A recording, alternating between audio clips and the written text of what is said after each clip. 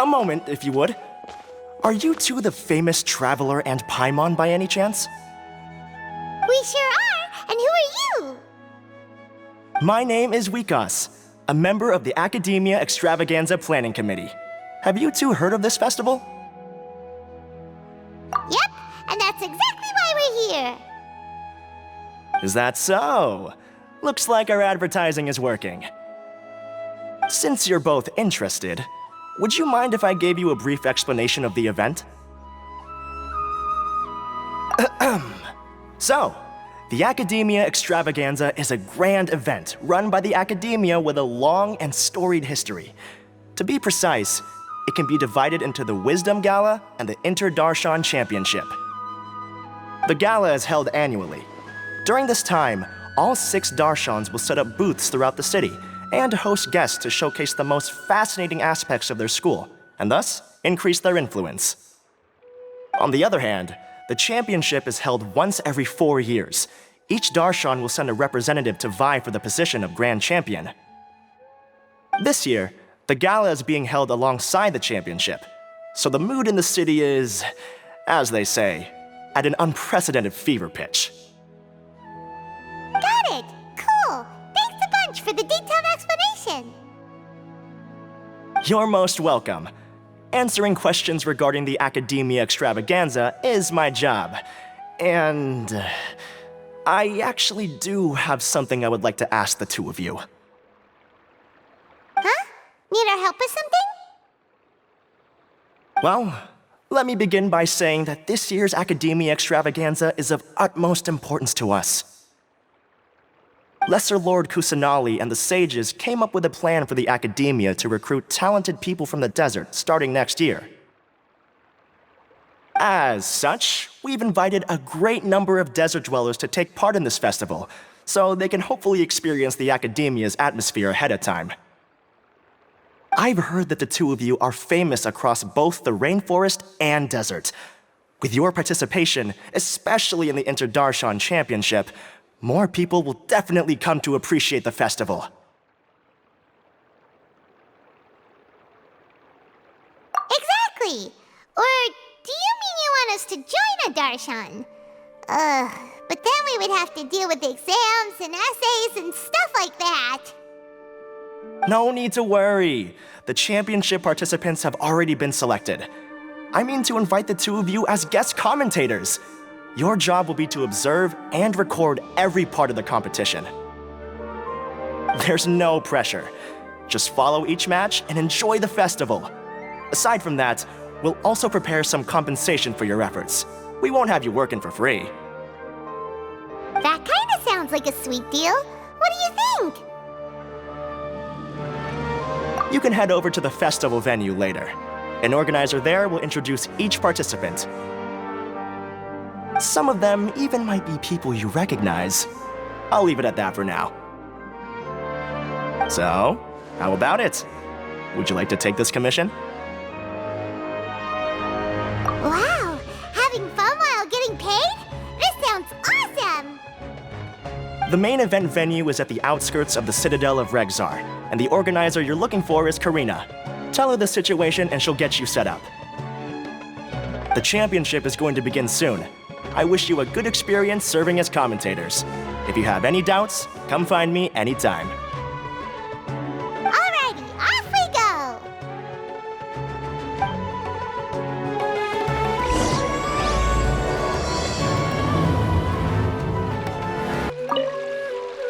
go! Is there anything else I can help you with?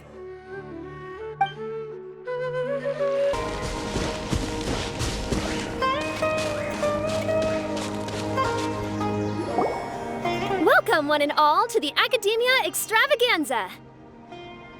Now then, allow me to reveal the prizes for this iteration of the Inter-Darshan Championship. Fabulous monetary rewards, research funds, a limited edition Genius Invocation TCG card, and the right to wear the Diadem of Knowledge. I believe that I need not elaborate as to how this is a symbol of great honor. She should be Karina, right? Looks like she's in the middle of something. Let's wait till she's less busy, then go introduce ourselves. The Diadem of Knowledge. What a perfect work of art. Every time I see it, I feel like I'm losing myself in its beauty. The one who proves fit to wear it must be a rare genius indeed. I believe that most of you have already seen the Diadem of Knowledge or have heard tales about it. 20 years ago, a researcher named Sachin bought it for a large sum of mora before donating it to the academia. The generous championship prizes are also sourced from his sponsorship. Before we begin, allow me to express our gratitude to this researcher, who cannot be with us right now.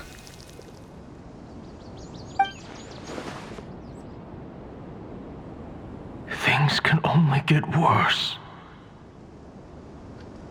Things can only go from bad to worse. Human nature begets conflict, and conflict begets ruin. From the beginning, the seeds of wickedness have been.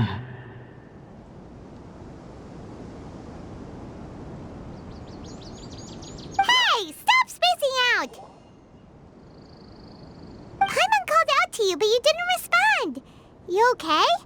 Did you stay up late without telling Paimon? All right. I'm sure we're all more than ready for the championship to begin. Now then, let's invite our 6 Darshan representatives to the stage. Our contestants are... representing Amorta, Tainari!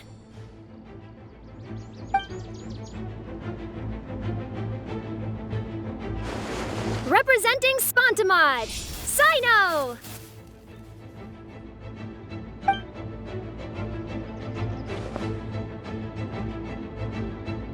Representing Ratawahist, Layla!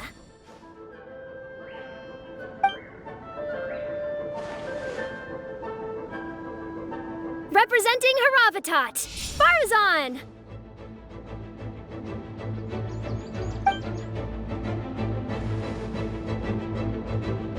Representing Kasharawar, Kaveh!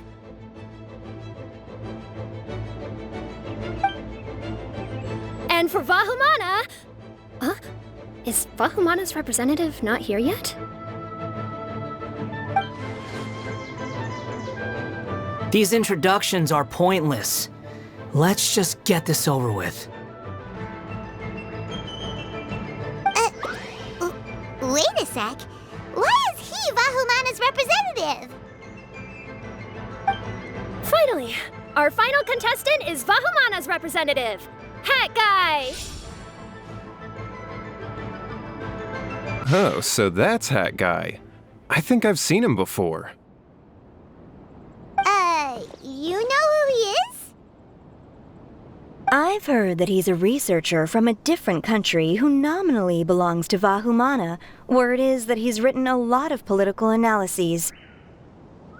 His manner of speech hasn't made him popular amongst most other Vahumana researchers, but his comings and goings are quite irregular, so he doesn't interact with others much. Aside from his more controversial aspects, his perspectives are considered quite incisive. Vahumana has seen a dearth of new talent lately, and some of its existing ones are not currently at the academia, so I suspect he might have been their only option. It's just kinda weird. He doesn't seem like the kind of guy who'd participate in competitions like this one. Now that we have our 6 contestants, the championship will soon begin. Who will triumph this time around? Hold on to your hats, because we're all on this ride together.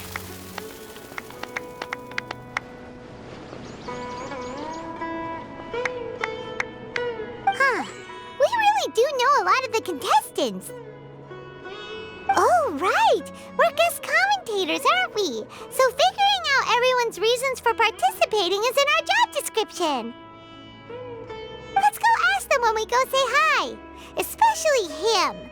Paimon still thinks it's weird that he's here. Everyone hold hands. It doesn't seem that Sumeru City has changed too much. I see everything. I must get that limited edition card.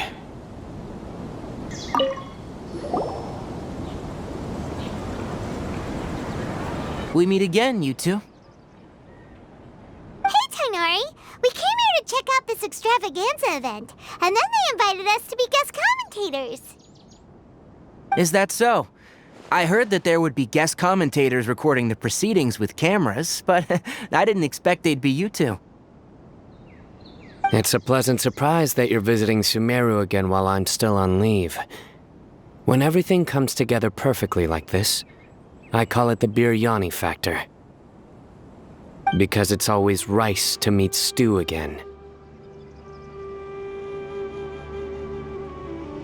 Ugh.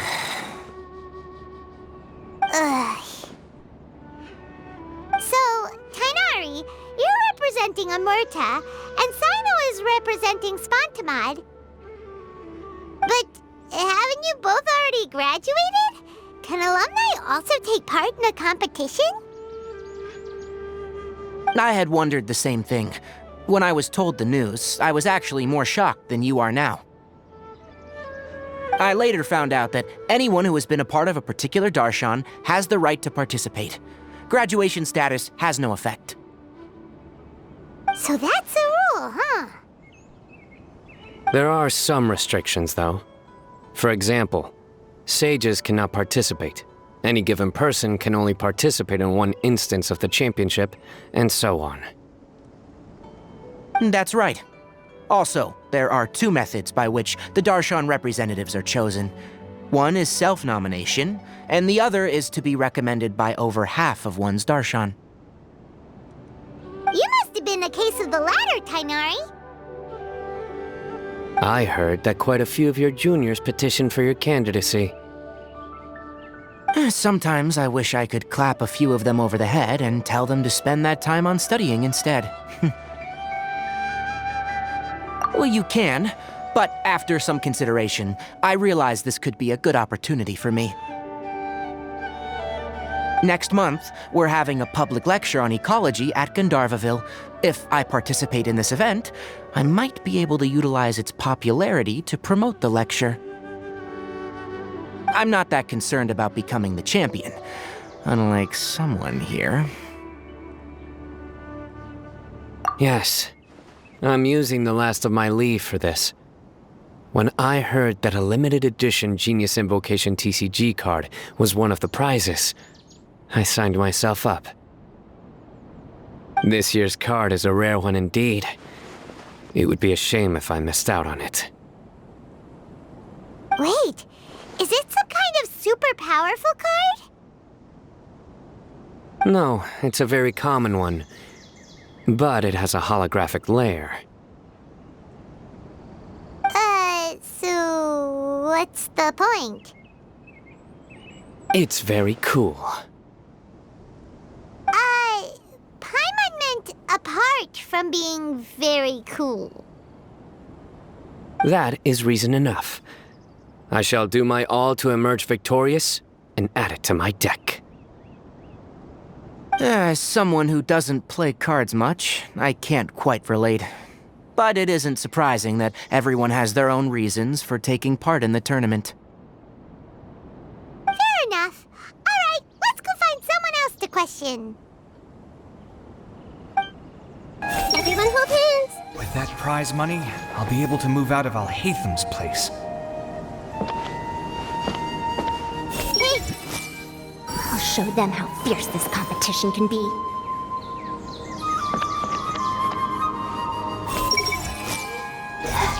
Do I really have what it takes to represent the Ratawa Darshan? Kaveh, Farzan, Layla! Huh? Oh, it's you. Why are you here? We're here especially invited guest commentators. Our job is to record what happens during the competition. Is that so? In that case, I'll have to trouble you to catch the moment of my triumph on camera. Remember to shoot from behind at a lower angle. You know, to capture a seniors class. Don't get ahead of yourself now. Victory will obviously be mine. You're far too young to even consider challenging me. Kasharwar or Ratawahist, You're all children as far as I'm concerned. Actually, I was going to ask, how do you know me, Madame Faruzan?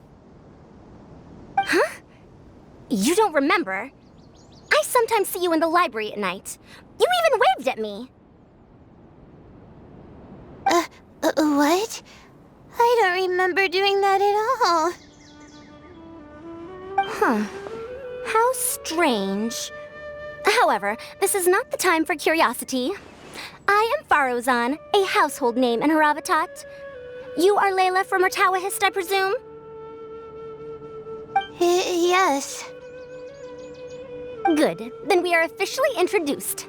See? Simple as that. I like respectful ones, by the way. Would you like to join my research group? Madame Faruzan, I'm quite sure this counts as poaching. Let's dial things down. I know, but it's been tough getting people these days, and research funding has been hard to secure. But once I win this tournament, it'll be a different story. So you're just here to increase the amount of funding you're getting? Well, not just that. What, are you curious about my reasons for participating in this event? Well, I suppose that's to be expected. You are our guest commentators after all. There's been an influx of newly enrolled students, and they'll be paying close attention to this competition. If I do win, I'm certain that there will be no lack of students knocking upon my door. Moreover, research resources will be made available to the victor, so that will nix my funding issues. Therefore, my two juniors, I do apologize, but I fully intend to emerge triumphant. I'll do my best as well. At least I don't plan to lose too badly. So, why are you here, Layla? I don't know why, but a lot of people recommended me. I didn't sign up myself. I just woke up to find my name on the announcement board. That sounds like what happened to Dainari. Him too? Oh, I'm really nervous. I've been so worried about disappointing everyone that I've been losing sleep. Stress not, young one. We must all experience failure to grow and mature. But Madame Faruzan, I don't want to fail. Seriously? Everyone has such nice reasons for joining. Must I say? Yes, you do! We gotta record it! Well, you know, right? I want to buy some property. Oh, that's right! You want to move out of Alhatham's. What? Alhaitham? What about him? This has nothing to do with him.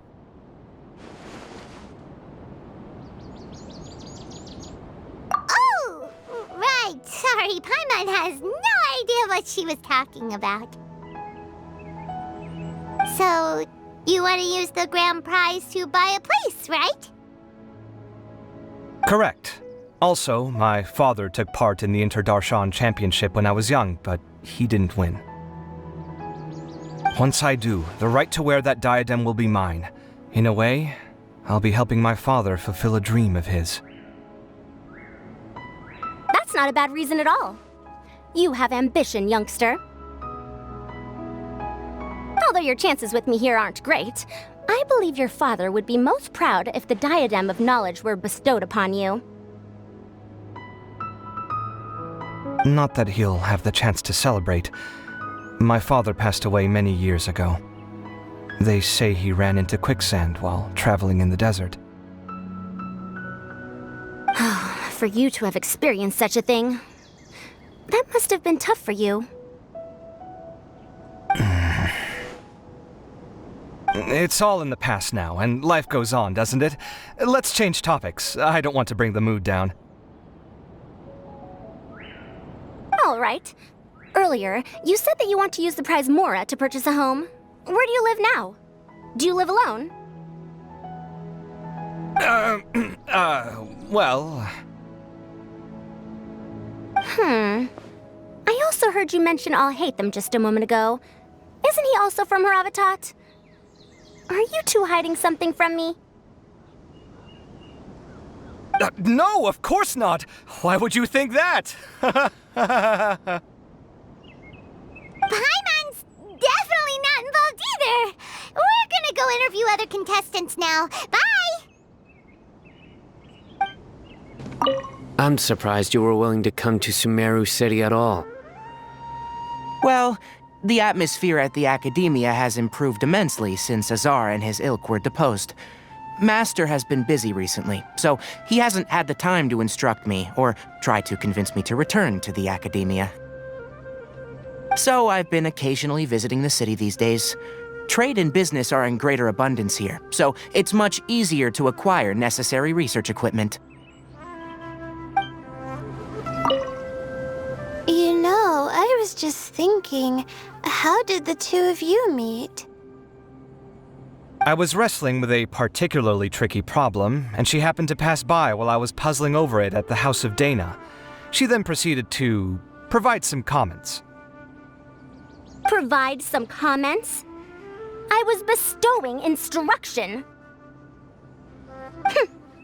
In truth, I have no intention of solving Ksharowar's problems for them. But I decided that this youngster seemed to have a decent attitude, and so we had a good chat. But ultimately, I am a Haravatat scholar, so please come to me with questions about linguistics next time. I see everything! Do you really think you can see through me?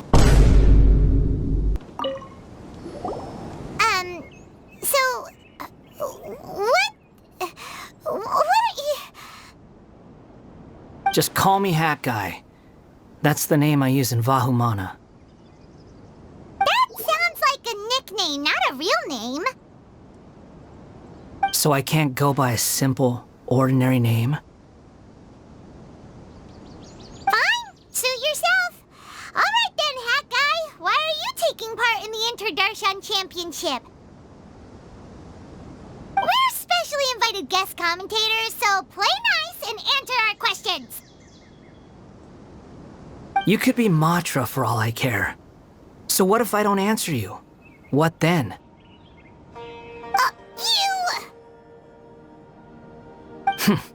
I'll tell you this much. I have an agreement with someone not to reveal my motives. You're not plotting something in secret, are you? Well, it's hard to say. Why don't you take a guess? Ugh, Paimon's had it with you. Fine, be that way. Then we won't ask you why you're participating. Instead, why did you join Vahumana? You two sure like to poke your noses where they don't belong. If I don't say anything, are you going to annoy me to death? I heard that the Vahumana researcher named Akaba was researching the Tatarasuna incident, so I wrote a few essays to refute his points. Later, when I was bored, I wrote some commentary on societal issues in Inazuma. I didn't expect Vahumana to consider me as one of them. Someone even invited me to a lecture or whatever. From start to finish, it was just the wishful thinking of idiots. A misunderstanding. There's your answer. Simple. But when Lesser Lord Kusanali heard about this, she went out of her way to get me registered in Vahumana. She used the name Hat Guy.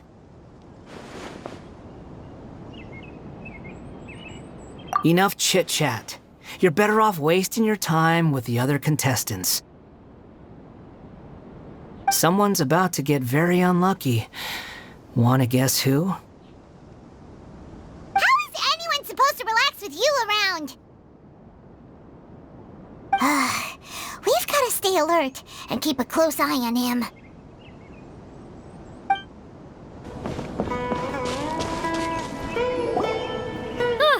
must be the guest commentators Vikas invited. I've heard about you. I saw you two having quite the lively conversation, so I thought it would be best to wait.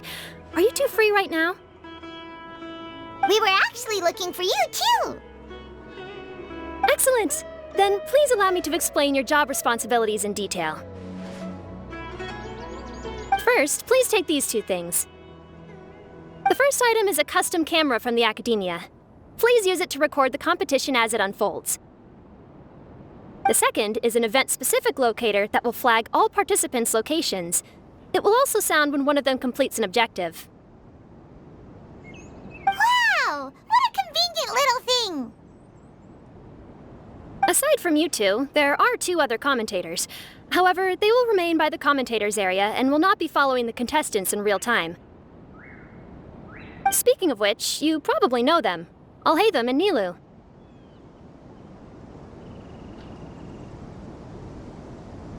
Oh, it's them! We have to go over and say hi later.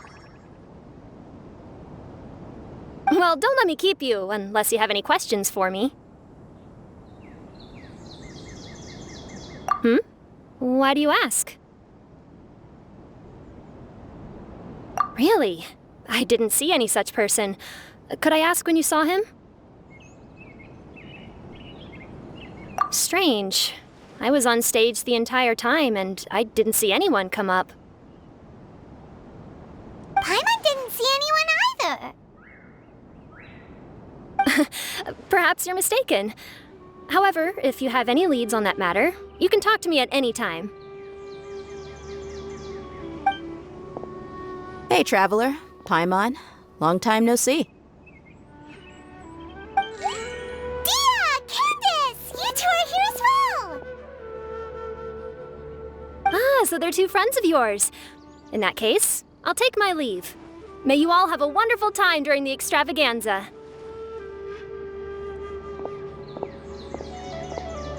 The Academia sent us both invitations, so Dia suggested that we come together. The villagers were also encouraging me to travel outside the village. I couldn't find it in myself to turn them down. We're here now, so no point dwelling on that. Even though this extravaganza isn't a holiday or anything, it's still a big deal here in Sumeru. Merchants from all over will set up shop. There'll be tons of stuff to eat, use, and wear, more than you can count. I'm already set on helping you buy 2 new outfits. I mean, who wears the same thing at work and home anyway? I'm looking forward to it. Just being able to relax and wander the streets freely has already made my day. So, Traveler, Paimon, you two want to come with? We'd love to, but we've got work to do right now. Aw, that's a shame. Let's hang out together when you're free then. Sure! In that case, Candace and I'll head out first. Good clothing and fabrics are very much in demand. If you snooze, you lose. Oh, right. We should also get some accessories. No need to rush. I think we'll have a better time if we take things slow. See you two later. Feel free to come find us whenever you have the time.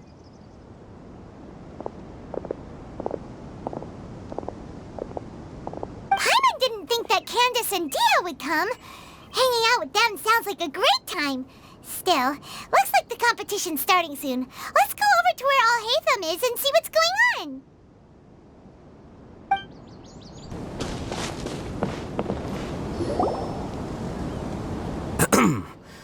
I will now announce the rules for the first round of the competition.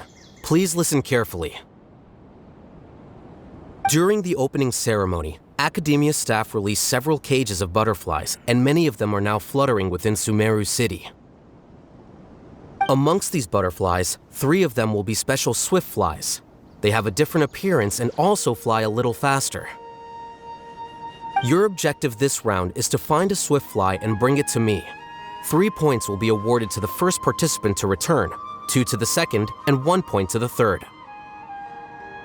That is all for the first round. Should you require clarification on anything, please ask any of the other staff. Oh, Hathem's all business all the time, huh? That said, how did he get picked to be a commentator? Paimon's kinda curious. Finding 3 specific butterflies in a place as large as Sumeru City sounds rather improbable. If these swiftflies behave anything like regular butterflies... I'm off. It will take some time to search every corner of Sumeru City. Huh? You're going just like that?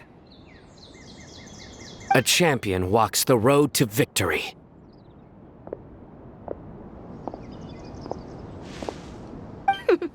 My dear Kasharawar Jr., I have a plan. How about some cooperation between you and me? Cooperation? Looks like everyone's got their own plans for this, Tuffy. We're supposed to go on stage next, right? Let's wait and see everyone's reactions first. Huh? Wait a minute. Look, he seems to be observing the other contestants just like we are.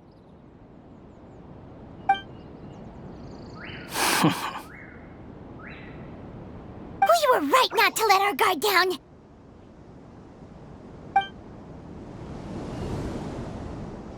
Do you remember those things we made previously?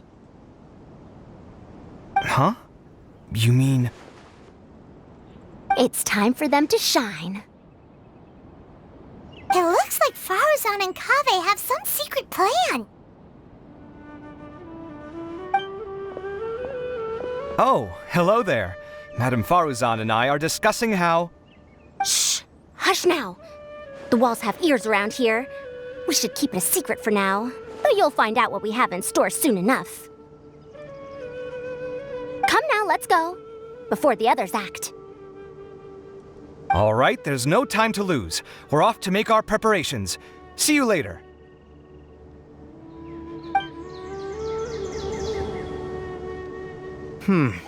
This is basically what I'll need. Do you think you'll have any difficulties?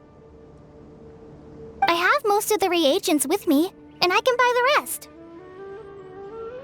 Kale, you're here too!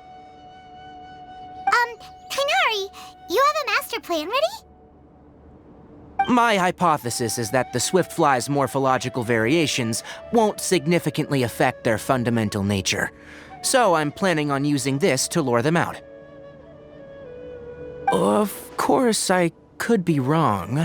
Every mutation opens the door to new possibilities, especially when they are artificially introduced.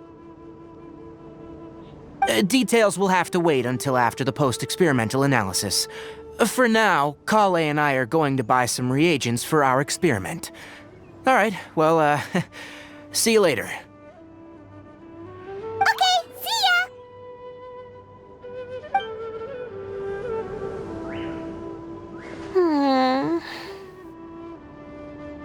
Hey, Layla! You look a little worried. Yeah, I have no idea what I should do. What color are these swiftflies? Do they have special markings? How do they differ from ordinary butterflies?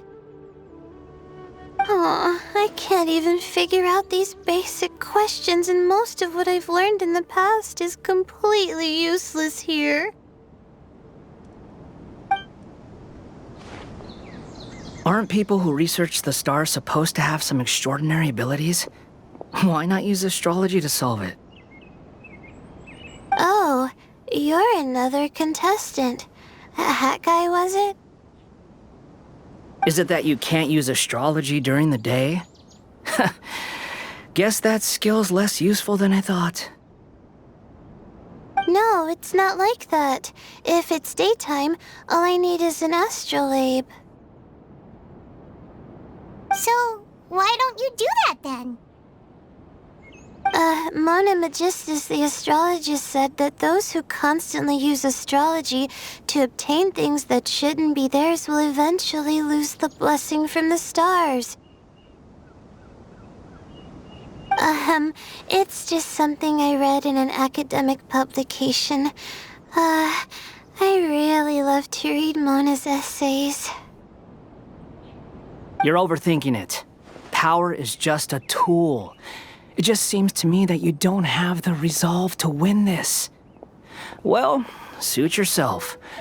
Wallow in your immature ideals if you like. Hey! Seriously? Just walking off after saying a bunch of mean stuff like that? Did I say something wrong just now?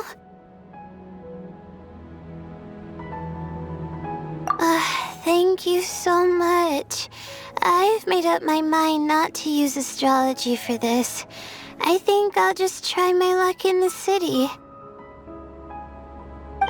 To be honest, I've always been pretty good at observation, and if I'm fortunate, I might be able to find that special butterfly species.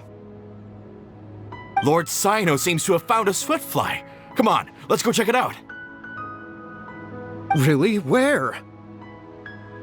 The butterfly flew up high, and he's chasing it now. Oh, no time to lose. Let's go see. As expected of Cyno. Actually, shouldn't you two go have a look as well? The moment when he catches the butterfly will likely be one worth recording after all. I'll head into the city shortly to start my own search. I'll see you later. Alright, in that case, let's go see Cyno first, and then we can check on what everyone else is up to. I'm going to try my luck in the city, too.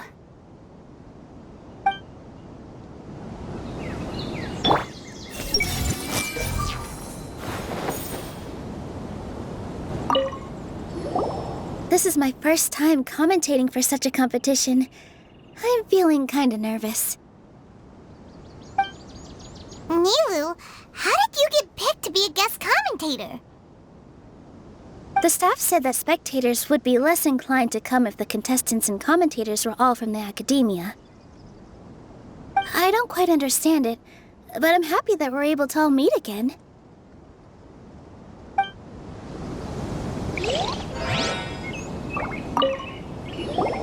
I didn't expect that you would be invited as well. Neither did we. By the way, how did you get picked, Alhaitham? There were several factors, but primarily the recommendation of the sages. I suppose they assumed that I'd have the free time for this job after resigning as acting Grand Sage. That said, they'd probably claim that my calm demeanor would help maintain fairness in the competition. Sounds like you've got a lot on your plate. Not really. The job itself is quite simple and effortless.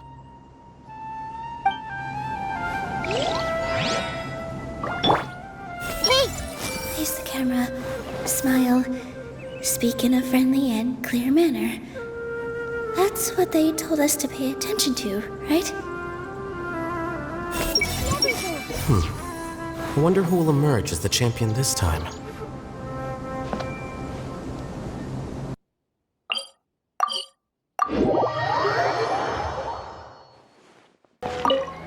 Good. We've got all our ingredients. Next, could I trouble you to help me mix them together? Of course, Master. Are you sure it's all right to release so many? Have some faith. It'll be fine. Let me find a good place to... What a crowd. Seems the Academia extravaganza is in full swing. What do you want to get? Maybe we can buy some gifts to bring back. Now? Huh. I usually get gifts last. Let's go walk around somewhere else first. We found you, Cyno!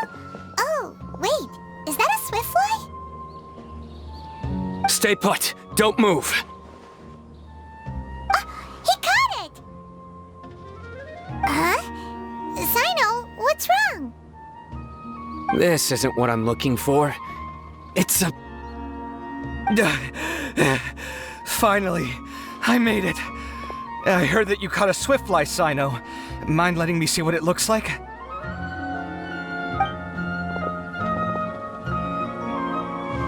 Hold on. Isn't this the mechanical bait that I released earlier? Why would you catch that instead of a swiftfly? Wait a minute. If we consider this from a different angle, isn't it a good thing that the bait you made was convincing enough to fool even Sino?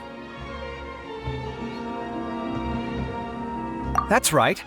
During a previous interior design project, I felt that the artificial flowers on a wall were a little bland, so I decided on placing a few moving mechanical butterflies to add some pizzazz. In order to make them both small and nimble, I consulted with Madame Faruzan. Not long ago, the two of us took all those mechanical butterflies and released them into the city. Why would you do that? Need you even ask? Young people these days really do need to get out more. Have you never played that game where you place strips of paper on a bamboo pole and wave it across a field of flowers to attract a whole kaleidoscope of butterflies? No, I haven't. Wait, so you're trying to... That's right. The butterflies within the city will mistake our mechanical bait for one of their own and follow them around. As long as we keep releasing and retrieving our bait, we can capture all the butterflies within the city. What comes afterward is just a matter of separating the swiftflies from the others. Huh. Guess that's one way to do it. Do not underestimate the wisdom of your elders. I had already thought of this method the moment the round's rules were announced. Of course, we also owe much to this fine junior of mine here for making such lifelike butterflies. It seems that Kasharawar has not quite declined as far as I had thought in recent years. Their teaching skills at least seem to be intact. Well, I just stuck to what I do best. The idea was yours. No need to be so polite. Once we capture all these butterflies, we shall split the points for this round. Look, one of them is returning now. Huh?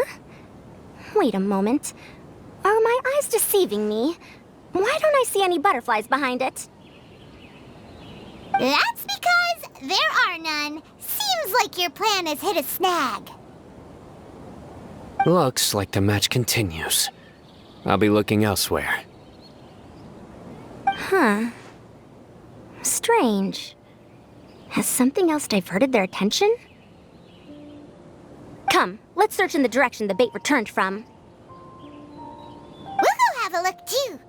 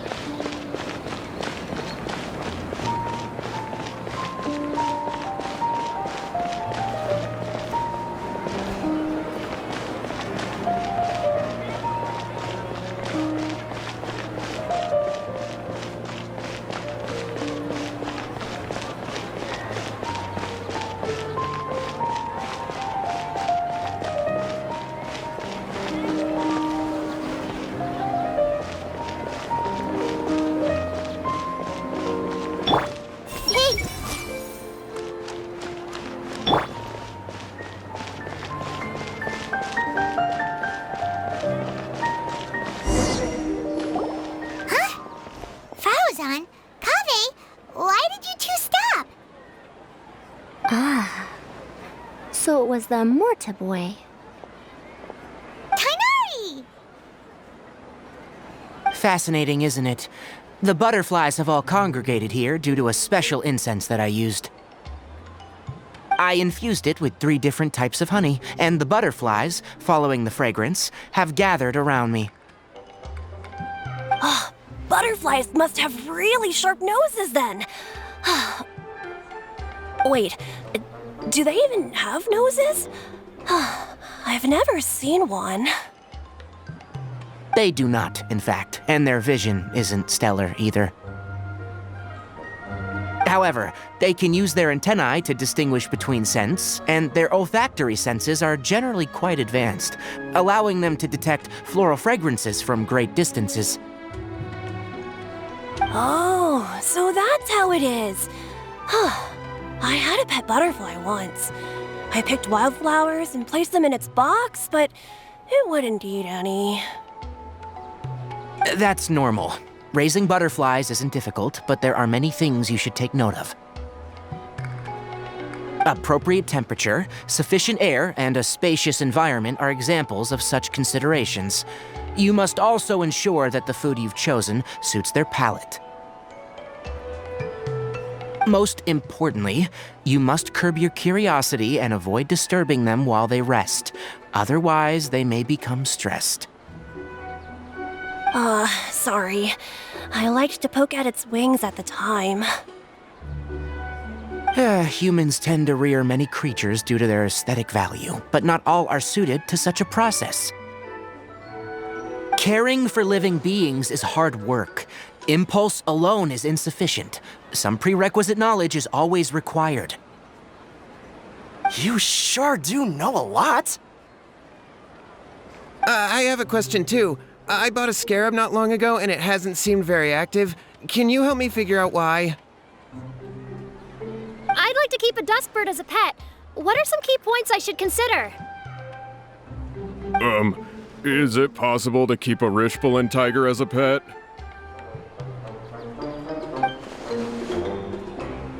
All right, it seems like you all have a great deal of questions. But I am in the middle of the Inter-Darshan Championship at the moment, so I'm afraid I can't answer them all now. Let me propose an alternative. Next month, there will be a biology lecture at Gandharvaville, and I will be sharing some interesting insights on living organisms there. If you're interested, you can attend that lecture, and if you should have any questions, just prepare them ahead of time. I'll answer questions after I've finished speaking. All right, I'll be there. Of course, please try to ask more rational questions. For example, whether you can raise a Rishbalin tiger as a pet or not is mainly dependent on whether you can overcome one in a fight. Looks like Tainari's science lecture will draw quite a crowd. Huh? Oh. Was I listening in for that long? It seems Kale's master does live up to his title as a teacher. Madame Faruzan, I've had a look around. Nearly all the butterflies in this area have been attracted by the incense. However, we can cast our bait further away to avoid this area. All right, then let's get moving. We shan't let all the butterflies get away from us if we can help it. Seems like the competition's really heating up. Let's go see how the other contestants are doing. The scent is starting to fade. Seems the wind is stronger than I thought. The incense isn't going to last long. This is taking longer than I thought. Let's wait here. Whew. Seems my age is catching up with me. Please lead the Swiftflies back here. I'm really counting on you. What brings you two here? Huh? You're here having coffee? Aren't you supposed to be a contestant? Is there really any need for me to take part while everyone's running around like it's some sort of carnival? Don't worry. I'll get involved once things actually get serious.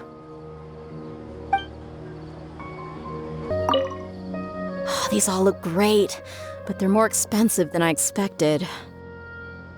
Goods are more expensive here than in Aru Village. Nah, to heck with it. How often do you get to come to the city? Let's not get hung up over the prices.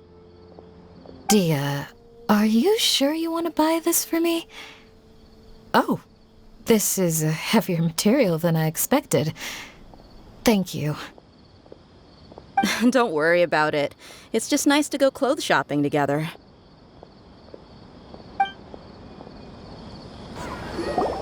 Layla, how are things going on your end?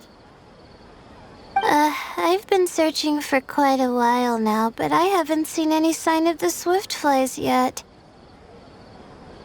Instead, I ended up catching a few mechanical devices that looked very similar to butterflies. I wonder where they came from. Looks like Baruzan and Kave's devices are everywhere now. I'll keep up the search. That said, I've noticed that a number of butterflies in the city has already decreased a lot compared to when the event started. Probably because the other contestants are coming up with their own ways to catch butterflies. Alright, I'll do my best too. Huh? What's this? Oh, what a coincidence. I guess I just need to catch it now, right? Oh, please wait. There it goes. It's so fast! Paimon thought all Hatham said they were only a little faster. No, come back! Come on, Traveler, let's go too! The locator's going off! Looks like someone's already caught themselves a swiftfly!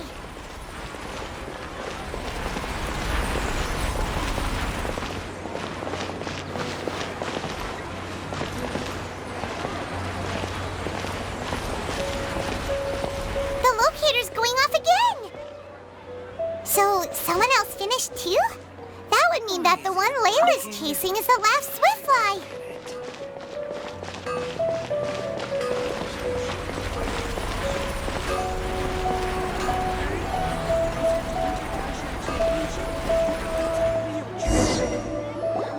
Oh, it just occurred to me that we should also get you a makeup box. No, it's fine. I don't think I'll end up using it. Maybe you won't, but it doesn't hurt to have one, right? Come on, just trust me on this one. Huh? Who are you, and what do you want? Please, don't move. Don't move? Who sent you? Dia.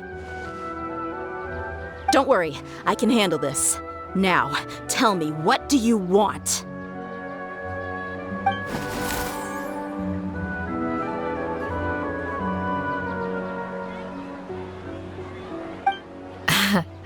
I believe she's looking for this.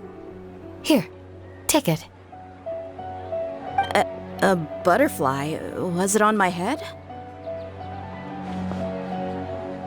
Oh, you're... It's been a while, Layla.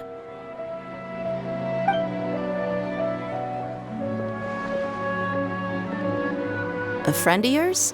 Oh, so she must be the one you were telling me about. Huh? You two know each other? Oh yeah, it has been some time. The first time I ever woke up after sleepwalking, I somehow found myself in Aru village. Candace was the one who took care of me then. That's right. She didn't look well, so I gave her something to eat. She said a lot of complicated things about astrology, the night sky, the stars. Not sure I understood it all, but it sounded pretty enchanting. Right. Do you still want this butterfly?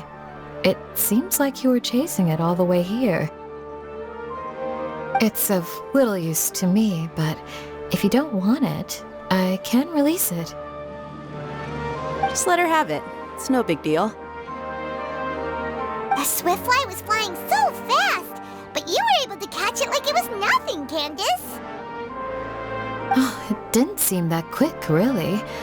I was actually worried that I would injure it, but I'm glad that didn't happen. Anyway, sorry about the butterfly thing. With the way you suddenly came running over like that, I thought you were hired to take us out or something. Huh. On second thought, I guess I've never seen an assassin that looks tired with dark bags around their eyes. Oh, you must be taking part in the championship. Take it from me. Don't let it stop you from getting some rest. I'll do what I can. Thank you. We'll be on our way then. See you later. Alrighty, let's bring the Swiftfly back together with Layla.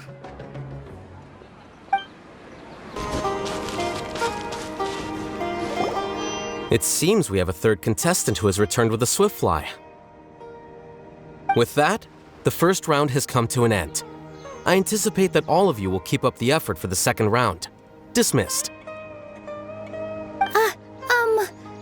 Your closing statement sounded so... how do I put it? Decisive? Well, you could certainly stand to try being more decisive, Nilu. It would help you live more freely. Hang on a second. Who were the first two contestants with Swiftflies? Tainari was first, and as for the second, it's being discussed right now. Hey, Alhaitham, I think I've come up with a good idea. Second place gets 2 points, right? Can't Madame Faruzan and I split the points between us? Quite the imagination you have there. I've read the championship handbook from cover to cover, and I never saw any rule which permits that. Then we can just add a rule. Do you really think I'd do that? Oh, come on, you're not going to stand in the way of my victory, are you? Well, you're free to send the organizing committee an application outlining your naive proposal. They'll get back to you within 3 working days. 3 working days? It'll be too late by then. Unfortunately for you, even dreaming is gonna cost you. Paimon gets it now. Kaveh and Faruzan found the second Swiftfly together, but the rules say that only one person can get the points. Oh well, the rules are the rules. Since you call me madam and politely ask for my help, I shall give you these points. So I'll put the points under Kaveh's name then? No. If I take these points, won't that only detract from your contributions, Madame Faruzan? You might be alright with that, but I cannot do it. Not in good conscience. I don't have any problem with it. There are 2 more rounds after all. Losing one isn't a major setback. But if you insist, I have another method. We can draw lots to see who will receive the points. Lots, huh? What? Is there something wrong with that idea? No. Let's do it. All right. I'll get the paper needed for the lots. Give me a moment.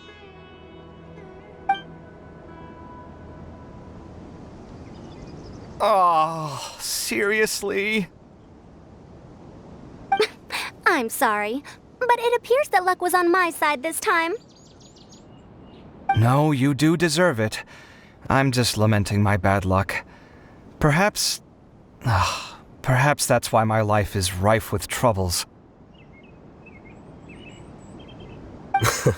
Indeed. It's rare to see anyone with such terrible luck be so willing to decide victory via lots. And what would you know about that? I just... We can save bickering for later. Record the points under Faruzan, and that'll finally bring the first round to a close. The second round will be held in the desert. We'll be moving our commentator stand over to Aru Village. Let's meet up in Aru Village once everything is ready. I'll announce the details of the second round then. Till then, you have some free time. I'm off the clock at this point, so it's farewell for now. Wait, Alhaitham! You... Don't be upset, Kaveh. Sighing can carry away your good luck, you know. Oh, so that's how it works. In that case, I'll take in some deep breaths. Maybe that'll help me make up for all the luck I've lost. It's really no big deal. 2 points aren't enough to decide victory or defeat just yet. I'll win the next round, you'll see. Looks like you've managed to pick yourself back up, young man. Good. I must warn you, though, that I'm quite familiar with the desert. You'll have to try your best if you don't want to lose. I'm no stranger to the desert either. I'll be fine. All right then, that's enough chit-chat for now. I'm going to check the area out. So the current standings are Tainari in first place, Faruzan in second, and Layla in third. Guess we should also take a nice break before the next round starts. But where should we go first? Why, you two look a little lost. If you're not sure where to start enjoying the Academia Extravaganza, then may I suggest that you have a chat with our boss? Your boss? Who's that? Do we know them? Well, only the most famous merchant in all of Sumeru, Lord Sangamo Bay. Oh, you mean Dory! Precisely. Our boss sent me to inform you two that she'll be waiting for you at Sumeru City's North Gate.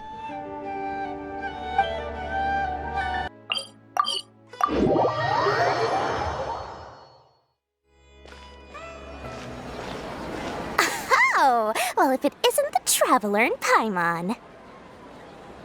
Hey, Dory! Are you here to attend the Academia Extravaganza too?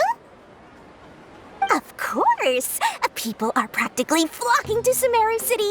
You couldn't ask for a better opportunity to do business. This is one of the entrances into the city, and it's very close to the Wisdom Gala booths. There'll be an endless stream of customers. I can already hear the Mora going clink, clink, clink as they fill my coin pouch. Well, is there anything you'd like to purchase? We've got everything you need and deals that can't be beat. Well, do you have anything to eat? Oh, wait, we're celebrating the extravaganza and you're only thinking of eating... I mean, of course, we've got lots of things to eat. That said, I recommend that you also consider some of the great bargains we have going on. The Wisdom Gala is about to begin, and once it starts, each of the Darshans will prepare a small challenge for everyone. And just between us, I have some super booster supplements for sale. Eat just one to boost both your strength and dexterity for a short time, allowing you to overcome any challenge. No thanks, we'll pass. These little challenges are gonna be a cinch for the two of us. Just you watch. Anyway, Paimon just wants something to eat, please. If you don't have any food, then we'll just go somewhere else. All right. Mora is Mora, after all. What would you like to eat? Well, Paimon's pretty hungry right now. Do you have any touching? Let me see.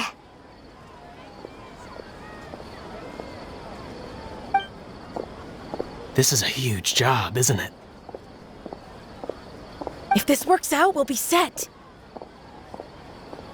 Here you go! 2 servings of touching. See? I told you there's nothing Lord Sangamo Bay can't procure. Yay! Huh? What are you looking at, Traveler? Oh? Who? Someone we know? Was it someone suspicious? Have we attracted some unwanted attention? Huh? What's happening, Dory? Is there something else going on? I don't know who you saw just now, but I do have some hard-to-come-by information about the extravaganza. If you want to know more, we can talk business later.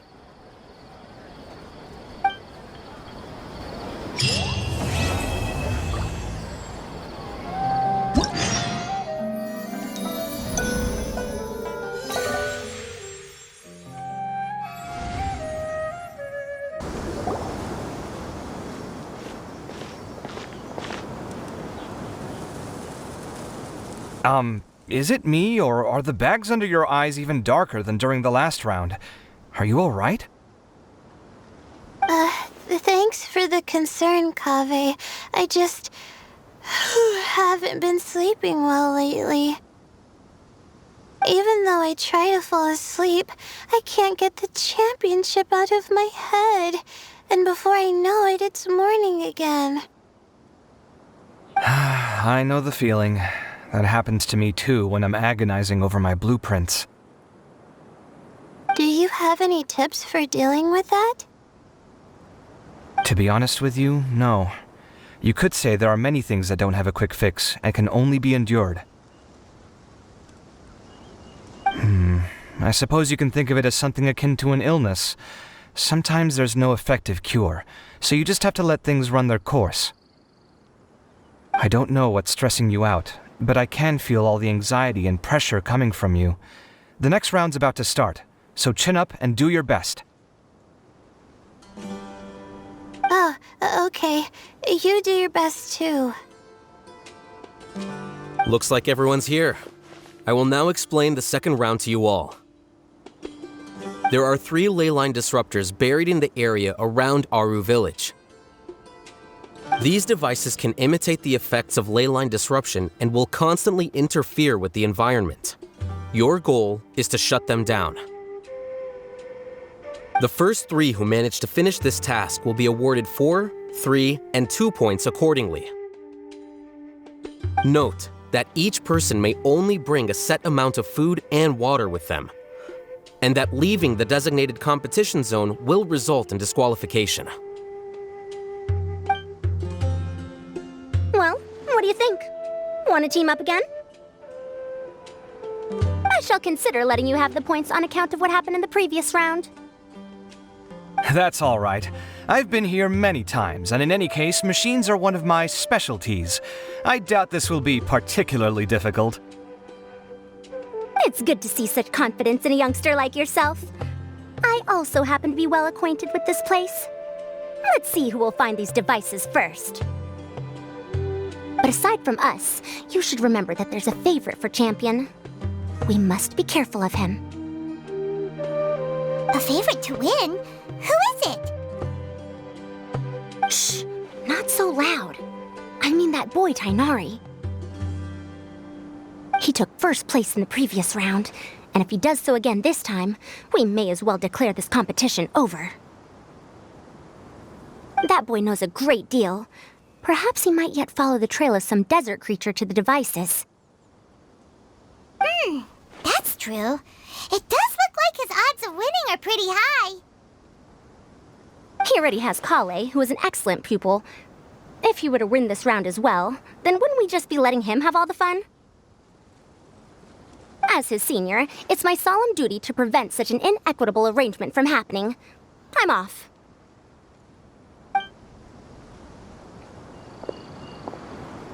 I'll get going as well. See you later.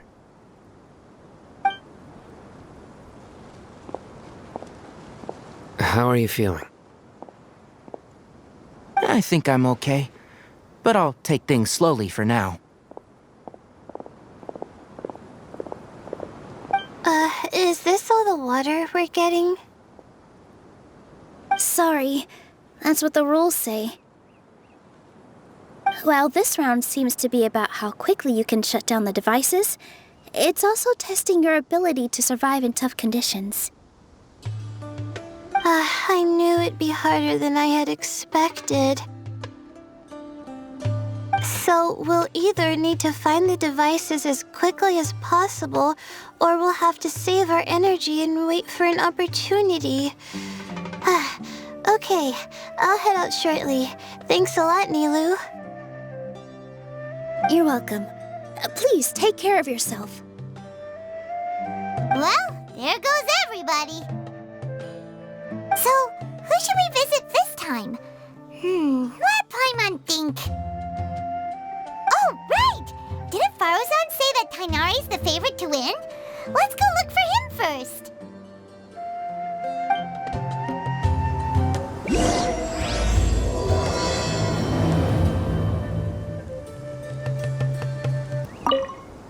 Now that the round's begun? Who do you think will win, Alhaitham? The ones who find the disruptors will win. Well, yes. But aren't you just repeating the rules?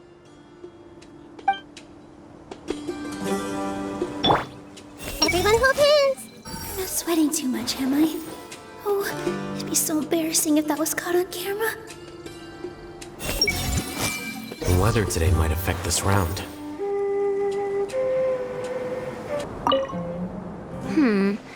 Let me see. Where would they put one of these disruptors?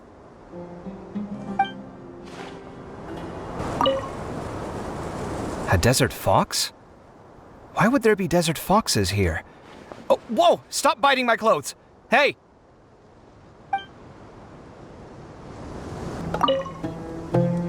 The sun is especially intense today. I hope Tainari will be alright. Probably not. I should go check on him.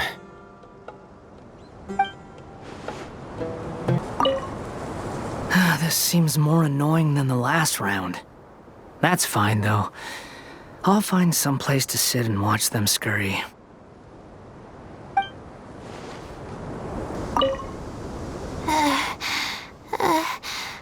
I feel a little faint.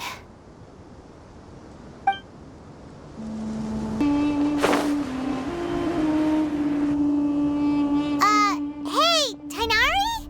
Tainari! Huh? Weird. The locator says that he should be around here somewhere. Tainari! Can you hear us?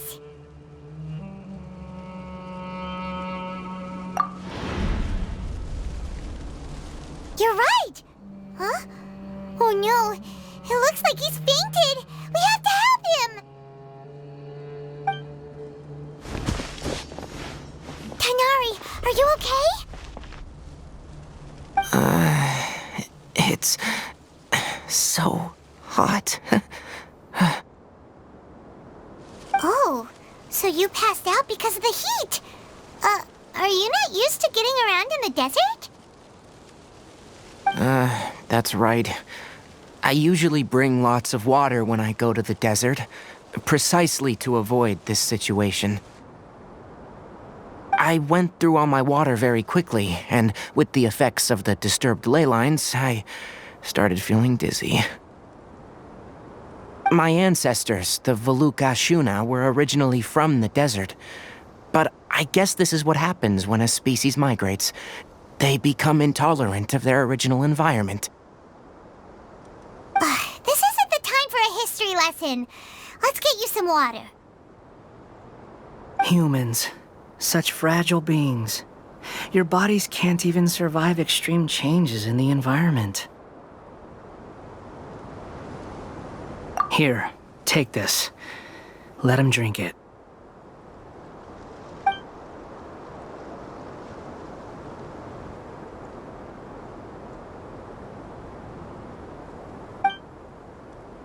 Are you serious?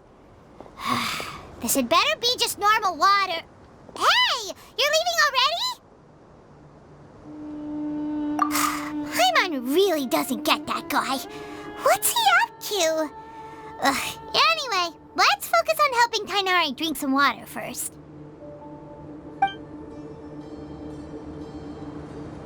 I'm feeling a little better now. Thanks, you two. Oh, it wasn't just the two of us. Just now... Found you at last. Sino, you're here too! I was concerned, so I came back to check on you. Will you be able to go on? The fur on my tail is so dry, it's practically been singed right off. I don't see any purpose in pushing myself beyond what is reasonable. It appears I'm not suited to this particular round. I should probably just return to Aru Village and rest. Really? So you're backing out? Yes. I do have my results in the first round to serve as a buffer, so Even if I forfeit this round, I still have a chance to turn things around later. Withdrawing now will allow me to conserve my energy. Continuing to push onward would be counterproductive. A wise decision. Let's get you back to Aru Village. It's fine. I can make it back on my own. Oh, stop trying to be so polite. Come on, we'll help you back to Aru Village.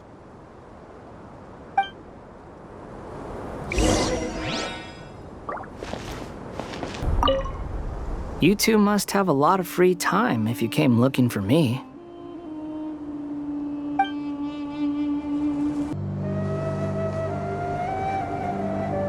How are you feeling now, Tainari? Do you want to rest some more? There's some shade here, so we can stop for a while. All right, let's do that.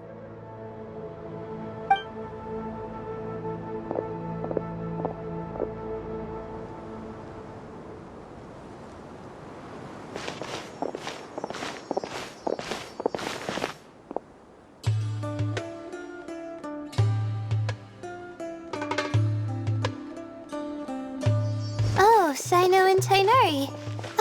And you've got the Traveler and Paimon with you. Oh, hey, Layla! Yeah, the sun was too strong, so I decided to take cover here for a while. What about you? Are you all done already? Unfortunately not. I'm not quite as capable as I thought. I intend to withdraw from this round. Sino and the Traveler are escorting me back to Aru Village. Withdraw? Can you even do that? I believe the rules do provide for such a situation. Alhaitham did say that the act of leaving the competition grounds would result in disqualification from the round. Didn't I ask you if you were alright before this? If you had just decided to withdraw then, you wouldn't have had to suffer. Well, I had to try, didn't I? So I tried, and it didn't work out, and now I'm backing out while I can. When I get back, I'm definitely going to make a batch of sun-resistant oil. Next time I venture into the desert, I'll be prepared. By the way, you're Layla, aren't you? You don't look very well yourself. Will you be all right? I did feel a little faint when I first entered the desert, but I feel a lot better after resting here for a while. Be careful not to push yourself too hard. Don't worry. I'm just... Feeling the pressure? You can tell? Your expression is similar to the ones I see on criminals' faces when I interrogate them. To tell you the truth, I'm still not sure whether I have what it takes to represent the Ratawahis Darshan in the championship. Most people voted for me because of all the rumors surrounding me, and to be honest, those rumors don't really mean anything. Now I don't know how to deal with all the expectations they've put on me. Even the people who usually criticize me voted for me this time. So I feel like I have to live up to their expectations somehow. So their expectations are putting pressure on you. Yes. Actually, I heard that you were voted in as well, Tainari. How do you deal with it? To be completely honest, I don't really feel any pressure. Firstly, those who expect things from you do not necessarily do so for benign reasons. On the other hand, those who do consider your feelings certainly wouldn't want you to push yourself. Next, we are researchers. Our primary duty is to interact with knowledge, not to meet others' expectations. As for me, I took part in this competition to advertise for an academic lecture at Gandharvaville next month. I'll obviously try my best during the competition, but I won't let any additional pressure get to me. I think you can also try to find a clearly defined goal. That may help you. Huh. I understand. Thanks for your advice. I'm absolutely parched after talking so much. I've still got some water with me. No, I'll be all right. We aren't far from Aru Village, so I can go the rest of the way myself. You should get back to the competition. Don't you want to win that limited edition card? Yes. All right then. Your spirit will live on through me. Hey, don't talk like that. I'm not dead, Sino. Everyone, I'll be heading back now. See you after the round ends.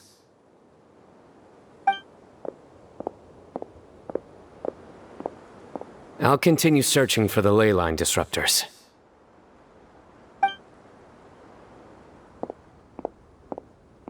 Are you feeling better now, Layla?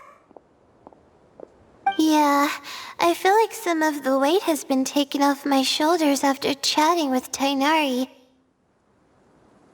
It's been a long time since I first left my hometown to come to the academia, and every day here has been so precious. But of course, there have been some rough times. All sorts of complex astrological models, countless quizzes, and essays that took all my brain power to barely finish. Each of those things are like huge boulders barreling at me, forcing me to continue running forward. When I was chosen as my Darshan's representative, it felt like another boulder was added to the ones already rolling behind me. Every time I close my eyes, I think of all the people I'd disappoint if I mess up. Yeah, I think that's what Tainari was trying to tell me. You're our good friends, which is why you didn't stop him from dropping out of this round, and why you don't feel disappointed in me. That's right! No need to feel so down! That said, he did also say that he hopes I could have more concrete goals for taking part in this competition. I don't have any now, but I'll give that some thought. Anyway, I won't take up any more of your time. You still have to record the other contestants' progress, don't you? Perhaps they've had some breakthroughs while we've been chatting. True. We should go look for the others. Now, who's left? Tainari's dropped out for the round, and we just saw Sino. You could go see how Madame Farozan's doing. I've heard that she's quite knowledgeable about the desert, so she's probably made some progress by now. Okay, let's go look for Farozan! Don't worry, I'll be fine.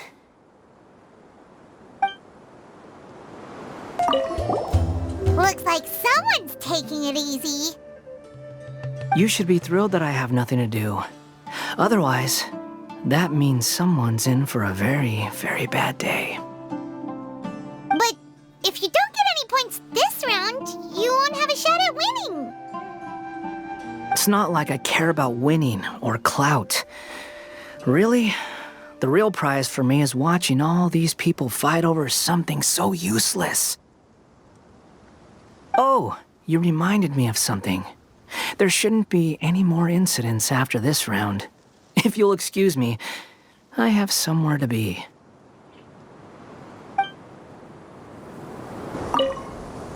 There's another one.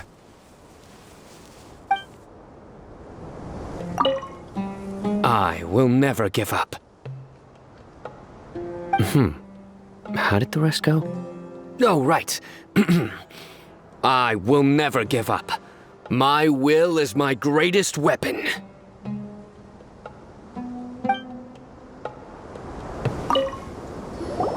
there, Faruzan. Have you made any progress? Ah, you're just in time. I'm about to start digging right here. Oh, you found the leyline disruptor already? Such a simple problem could never confound me. Not long after entering the desert, I discovered a primal construct that was acting abnormally, so I followed it all the way here. Once I got near here, it suddenly disappeared. Something unusual must be happening around this area. You're a true expert, Madam Faruzan. You knew what to do right away. Well, I do happen to have more experience than most. But that aside, has anyone completed this challenge yet? Nope, not yet.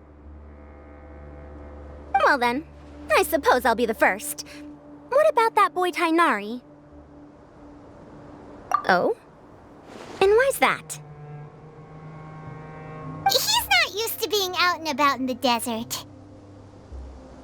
Huh. I didn't think he would have such a weakness. I suppose he could use a bit more training. What about the others? Is that Ratawahist girl still a bundle of nerves? Tainari gave Layla some advice, and she seems to be doing a lot better now. Sino just started his search for the disruptors, and as for that guy, well, who knows what he's thinking. And what about Kaveh? Has he found a leyline disruptor yet? Paimon doesn't think so, or our locators would have already let us know. Strange. What's he lollygagging for? With his skills, you should have heard something from him by now. Well, I'm afraid the most thrilling moments are already done here. You should probably go find Kaveh and see how he's faring now. Here it comes! I think I'm about to strike gold!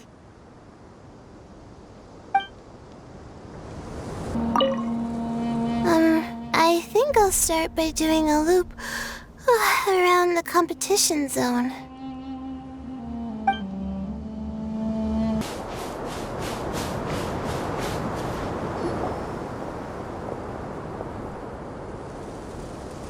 Come on, stop following me! I already gave you all the food I had on me.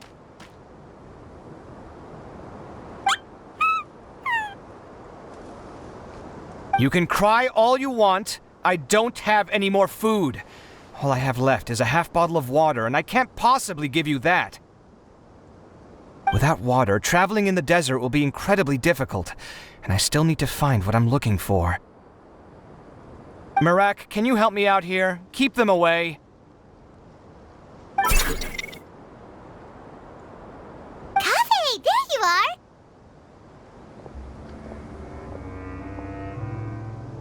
Faruzan told us to come see how you're doing. What are you up to? Just thinking about it makes me upset. Not long after I entered the desert, I was accosted by these fellows. I don't know why, but they didn't leave the competition grounds, and now the leyline disruptions have left them confused and circling around the area. The moment they saw me, they wouldn't leave me alone. They even cheated me out of my limited food supply.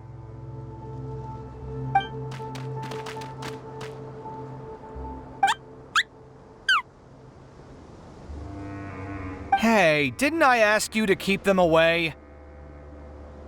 Kaveh, is this flying metal thingy yours? That's right. This is my toolbox, Marak. Your toolbox? Huh. It seems pretty fancy. Hey there! Can you understand us?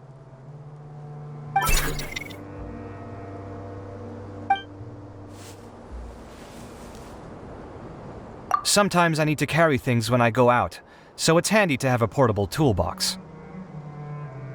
Well, this definitely doesn't look like an ordinary toolbox, that's for sure. It's a long story. When I was working in the desert, I ran into a merchant group who had a machine core they excavated from some tomb. It was clearly from King Deshret's civilization. His technology still isn't fully understood, and Kshahrewar has many different opinions on this topic. Our current theories cannot explain such mysteries. Upon seeing such a rare, complete specimen before me, I forked over all the mora on my person to purchase it. Some time back, I wanted to make an automated case that could store my offloaded items. With that core, I created Mirak.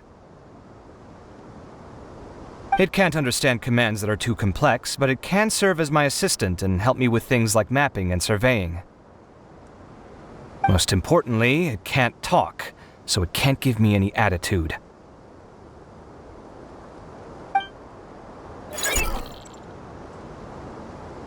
Oh, yes. Thanks for helping hide the fact that I live at Alhatham's place earlier.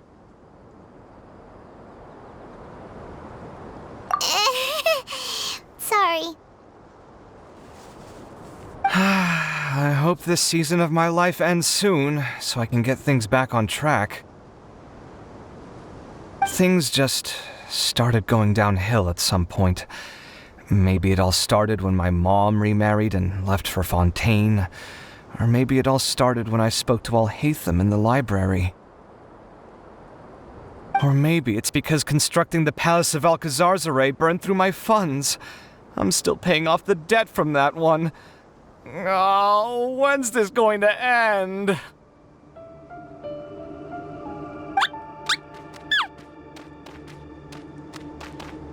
Now that I think about it, I guess we're all unlucky here.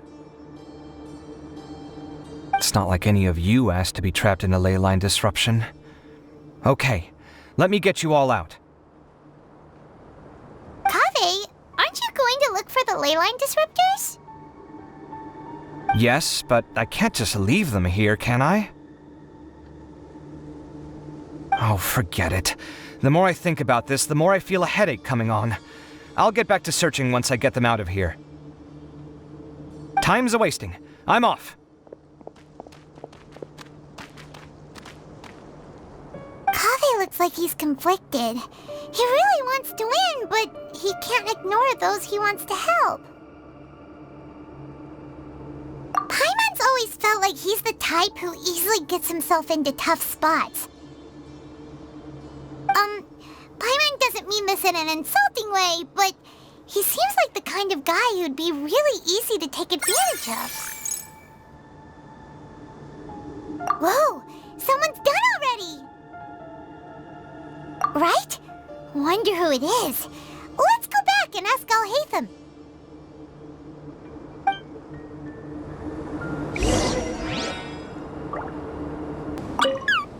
Shh, quiet! I'm currently trying to find a way out of here.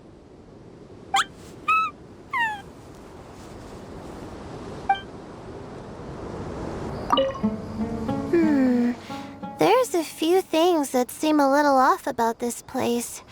Let me collect my thoughts for a second.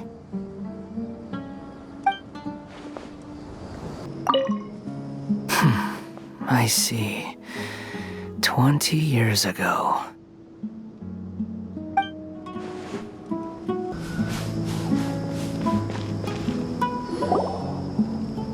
Verification complete. Congratulations on being this round's first winner, Sino. Ooh, so Sino was the quickest. I am from Spontamod, after all. We know a lot about ley lines, so finding a disruptor was never going to be particularly difficult for me. Since the Traveler and Paimon also happen to be here, do you have anything you want to say? Anything I want to say? My friend couldn't continue on, so failure was never an option. The bonds of yesterday will forge the road to tomorrow. With the ties of friendship that bind us, I won't lose to anyone. That's a line from King of Invocations, one of my favorite works, and it sums up my thoughts right now. It might be a good thing that Taina isn't here, or else he'd give Sino a good smack right about now. Oh, wow. It's already so late. Everyone's probably running low on food and water. It'll only get harder from here on out. Something similar happened in King of Invocations. What a classic. Any thoughts on that, Alhaitham? I have no thoughts regarding King of Invocations. Nero obviously wasn't asking about that. Deserts are much more dangerous at night, so this competition should be nearing its end. At the moment, only Farazan, Layla, and Kaveh remain. I wonder who the next person to find a disruptor will be. Wait, only 3 people are left? Tighnari forfeited, and Sino's already done. What about Hat Guy? He also forfeited not long ago. Ugh, Paimon can't understand what he's thinking at all. But, like Alhaitham said, this round's almost over. Let's go see what the other contestants are doing.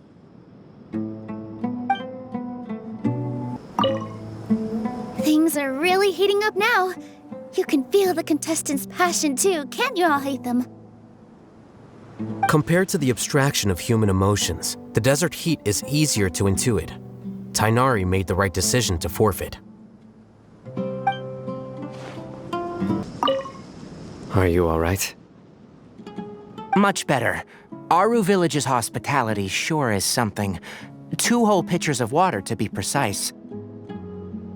If your throat's too wet as a result, I can provide some dry humor. No, thanks. Much appreciated, though.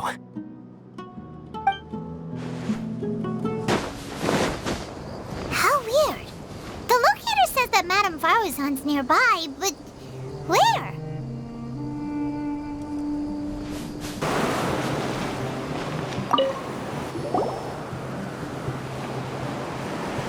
Hello again.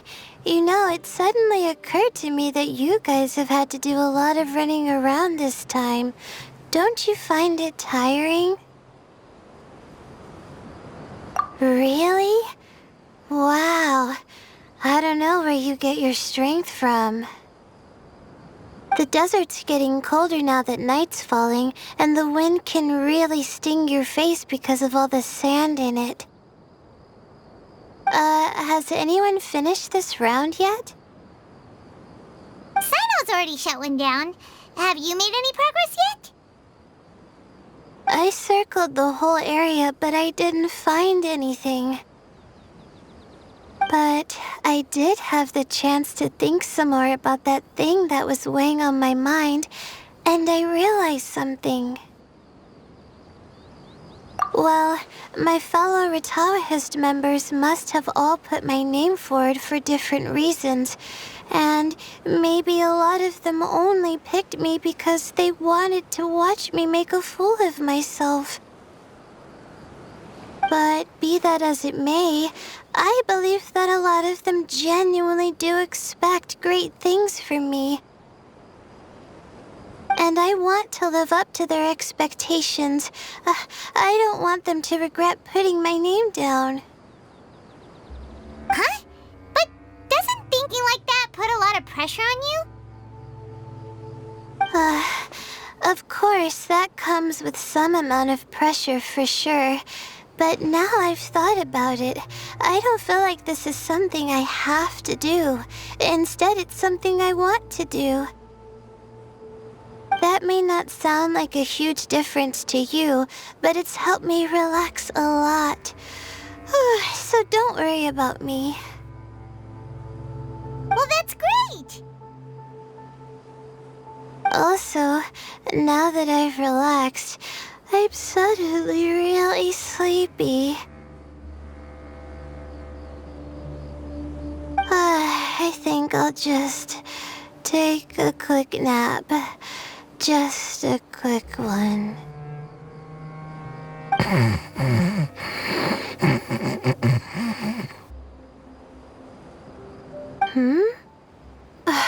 the competition isn't over yet. Oh, Layla. She's really a bundle of nerves, isn't she? Wait, you're... Good to see you too. Ooh, it's nice to be out. Feels like I've been cooped up inside for quite a while. Well, since I'm here, I guess I should help her finish this. What are we supposed to be doing here again? Finding a ley line disruptor, was it? Let me see. Looks like she's basically gathered all the information she needs. It won't take long to wrap this up. Come with me, you two.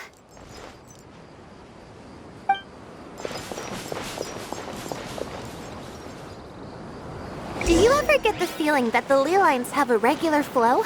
Similar to the way that celestial bodies follow fixed orbits. If we were looking down from on high, I wonder whether we'd find that the ley lines are just the reflections of the stars upon the Earth. Not all astrological phenomena can be directly observed. Some are deductions based on other details that we know. It's the same situation with the ley lines.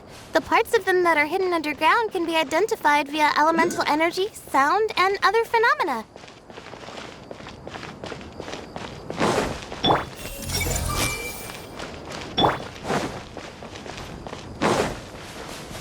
Plus, now that someone has shut one of the disruptors down, the contrast between before and after can provide me with further information still. Let me see. It should be here, I think.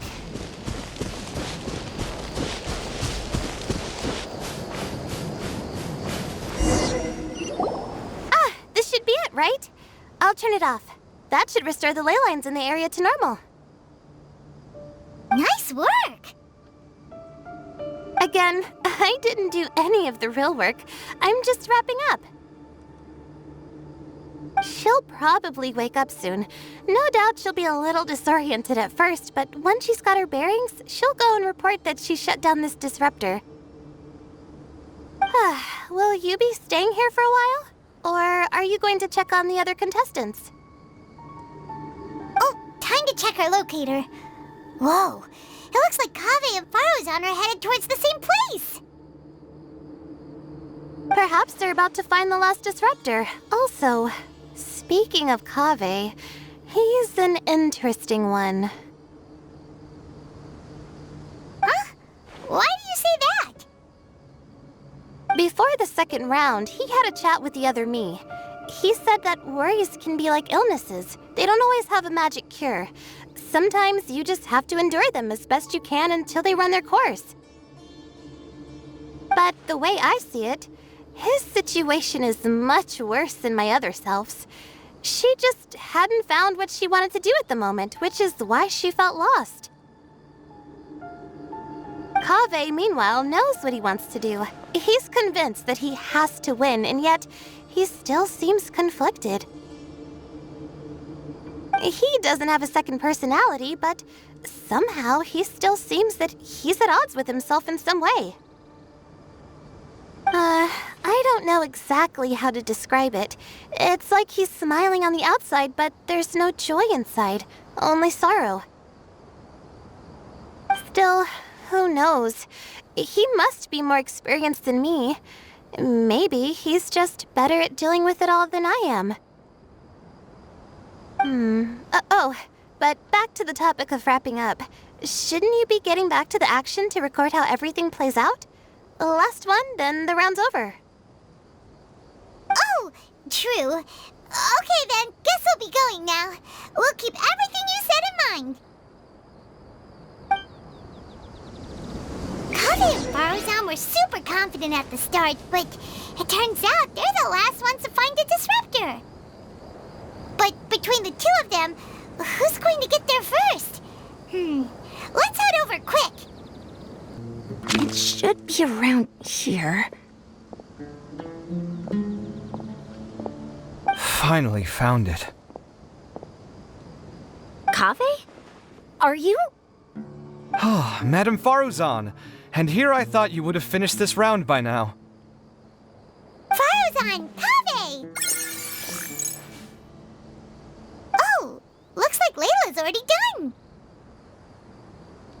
I didn't expect that you and I would find a disruptor at the same time. How are the other contestants doing? Tainari and Hat Guy forfeited, while Sino and Layla are already done. You two are the only ones left. Huh?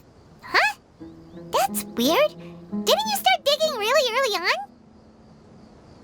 Yes, I kept digging, but instead of finding a disruptor, I found a ruin. I fell down pretty deep, and it was completely dark in there.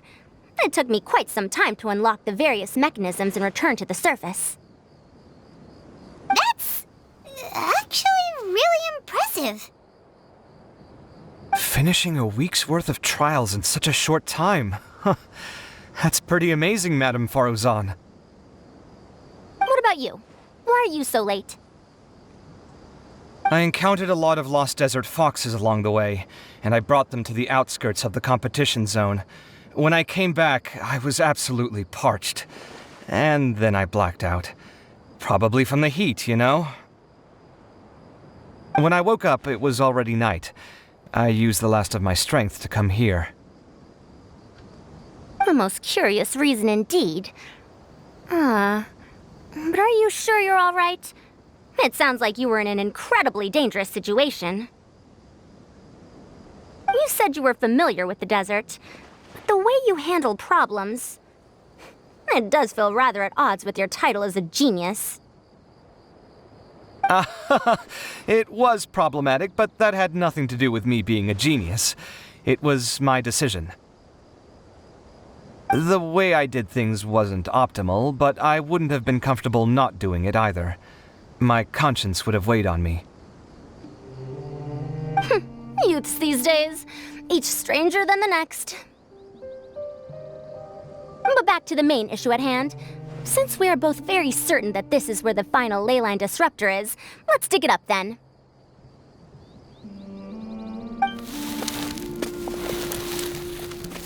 Well, this is indeed it. Of that there is no doubt.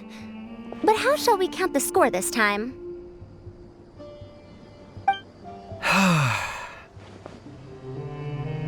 What is it, youngster? You seem relieved. Oh, nothing. I was just thinking that this round's finally over. There shouldn't be any more innocent creatures getting wrapped up in danger. As for the points, I guess we can draw lots again later. I can't think of anything better. Alright, in that case, let's all head back to Aru Village.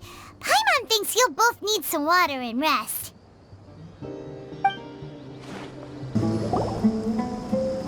Looks like the second round is over. I wonder who is faster, Kaveh or Madame Farazan? Huh? Where's Madame Farazan? She went to get water. She'll be back shortly. We basically arrived at the same time, so we'd like to draw lots again. You get caught up in something so easily, like drawing lots. I'm not caught up in anything! Don't make it sound like I take pleasure in having bad luck! Really? Then should I say that you have a curious affinity for drawing lots? I'll go get the box and slips of paper for the lots. Please wait a moment.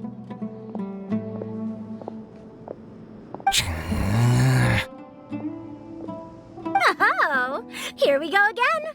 Let's see how I fare.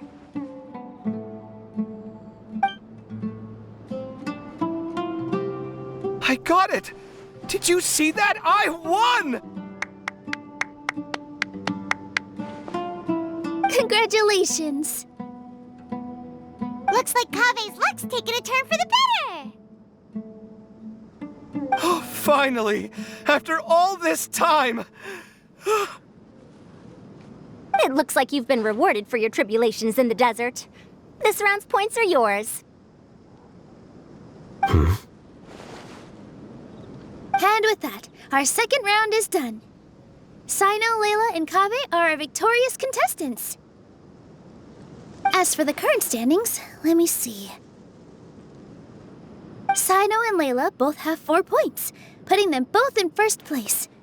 The rest in descending order are Tainari, Farazan, Kaveh, and Hakai. The next round will be the final one. Please rest up before then, everyone.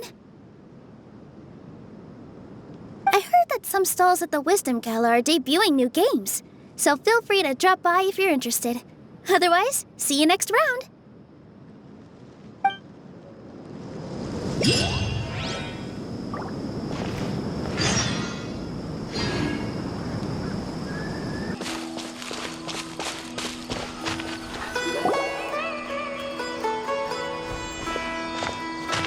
It feels like something's been on your mind this entire time.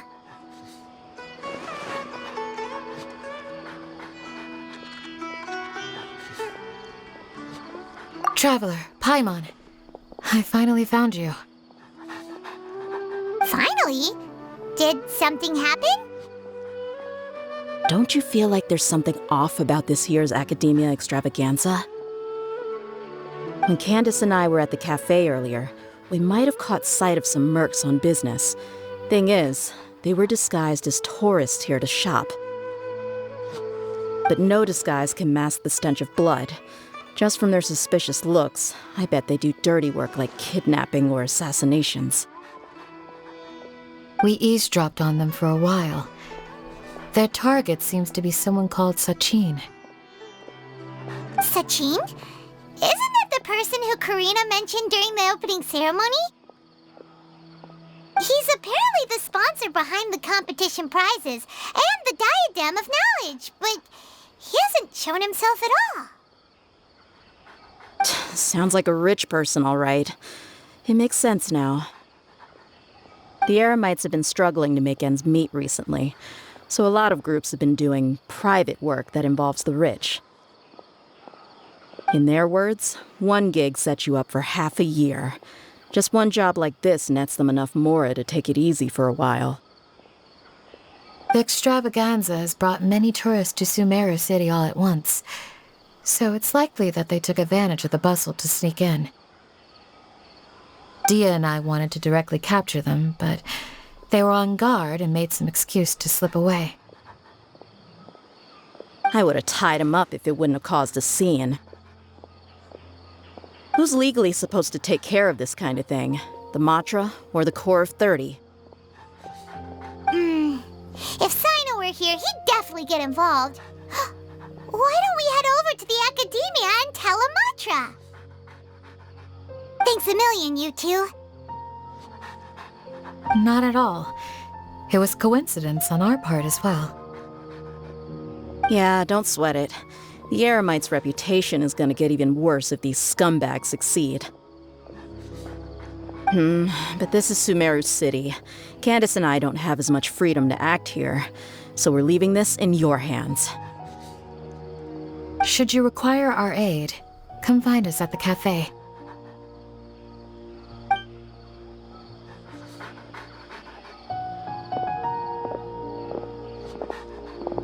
Paimon's noticed that something's bugging you. Is it the extravaganza? 'Cause Paimon's starting to think that there's more than meets the eye here, too. But thinking like this isn't doing anything.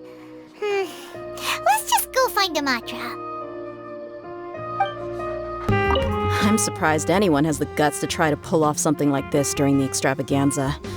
Just goes to show how tempting a fortune like Sachin's is. What would you do if a sum of mora like that suddenly landed in your lap? I don't know. I've never thought about it. Come on, first thing off the top of your head. How would you spend it? Buying food, finding water sources. That kind of thing, I guess?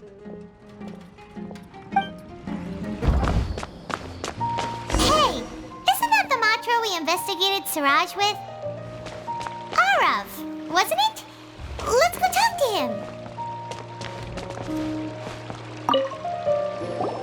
Hello, both. It's been a while. Do you have any issues to report?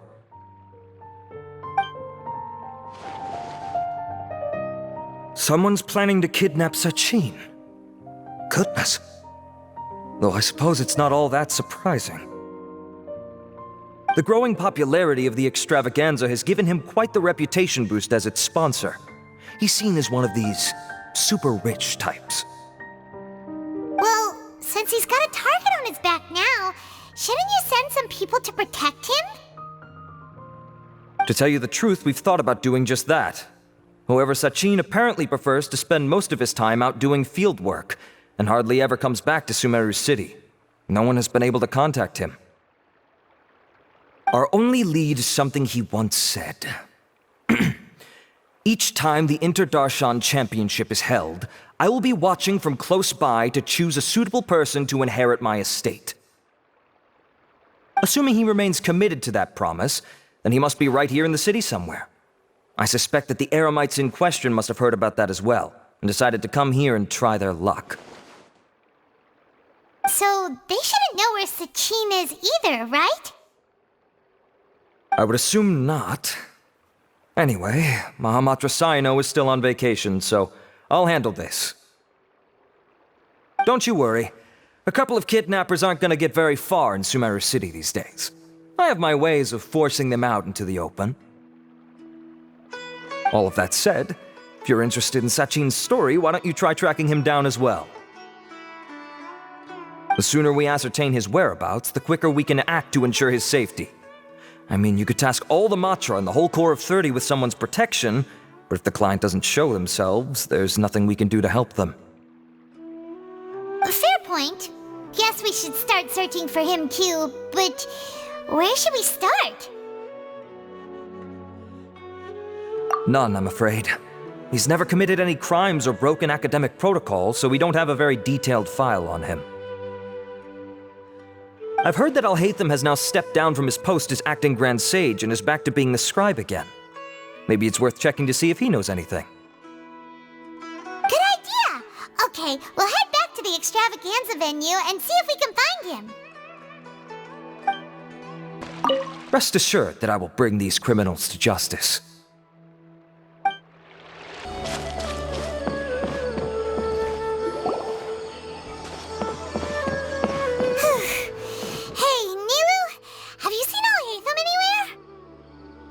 Alhaitham?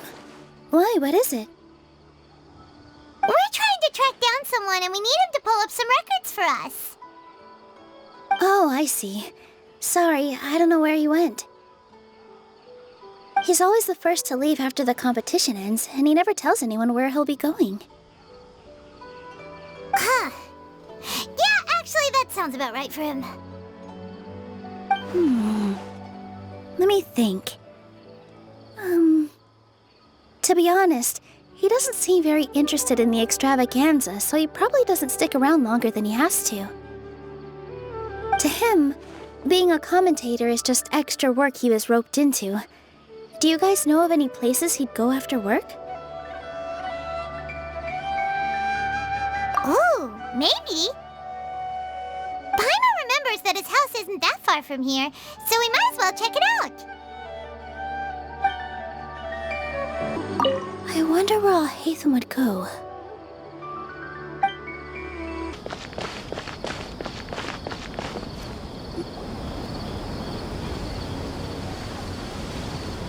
Let's try knocking.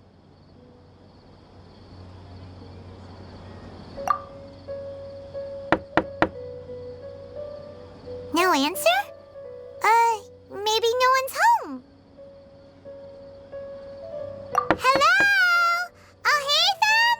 Are you in? We need your help with something. Oh, it's you two? Oh, Kaveh, you're home!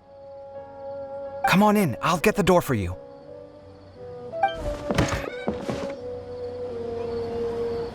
We didn't hear a peep when we first knocked. We thought no one was home. Well, I can't be too careful. If someone from the academia came here looking for Alhaitham, and I opened the door for them without thinking, before long the whole city would know that I'm living here. You're pretty conscientious about this, huh? So, what happens if someone comes inside looking for him while you're at home? It's fine, as long as I stay in my own room. Anyway, why would someone just barge in here looking for him? Most people have better things to do. Fair enough. So do you know where he is at the moment? What do you think? Who knows what he does in his free time? All that matters to me is that he's out of the house. I wouldn't call it that. He's just incapable of saying anything pleasant at all. I told him how the second round went. I won the lot draw, remember? Because of good karma, of course. My luck's on the rise. But him, being him... you wouldn't believe what he said after I was done talking! You're always quick to remind me that you're my upperclassman, and yet you do not problem solve in the manner becoming of an upperclassman. This begs the question of why we attach prestige to seniority at all. What does he mean, manner becoming of an upperclassman? What, am I supposed to earn the title of upperclassman now? And he didn't stop there. He said, I'd encourage you to reflect on why you've ended up having to rely on luck every round. Frankly, it's incomprehensible to me how you've managed to make it to this age without acknowledging the proverbial elephant in the room of your life. Yeah, that does sound like something Alhaitham would say. I've had it with him. Every time I talk to him, it's the same way. He finds a way to infuriate me every single time. Anyway, the disdain is very much mutual between us, so I'll be moving out as soon as possible. I'm actually packing my things right now. He'll have to get used to doing his own cleaning and tidying from now on. See those perfectly hung paintings on the walls? They're coming with me too. If his life wasn't utterly devoid of artistic sensibility already, it certainly will be after today. Wait, you're moving out already? But the competition isn't even over yet. How can you afford it? Well, obviously I can't just yet. I'm just packing early to get ahead of the game. I've got my new place picked out already. The moment I have my hands on the prize money, I'm going to buy it and move my things right in. It'll take me 3 days tops to move out of here for good. I now know what I have to do to achieve this goal. No matter what happens in the third round, I will win. I will emerge triumphant. You'll see. Well, we'll be rooting for you. But are you sure you'll be all right? In what way? Layla said that she thinks you'll get caught up in internal conflict. Meaning what exactly? Oh, don't tell me you think I have serious personality flaws too. Oh, we didn't say that. But think about it. You say you want to win, but you also turned Farozan down when she offered to give you her points. Plus, you took it upon yourself to help those desert foxes. Wait, what's so unusual about all that? I gave you my reasons. I would have felt guilty otherwise. Where's the conflict in that?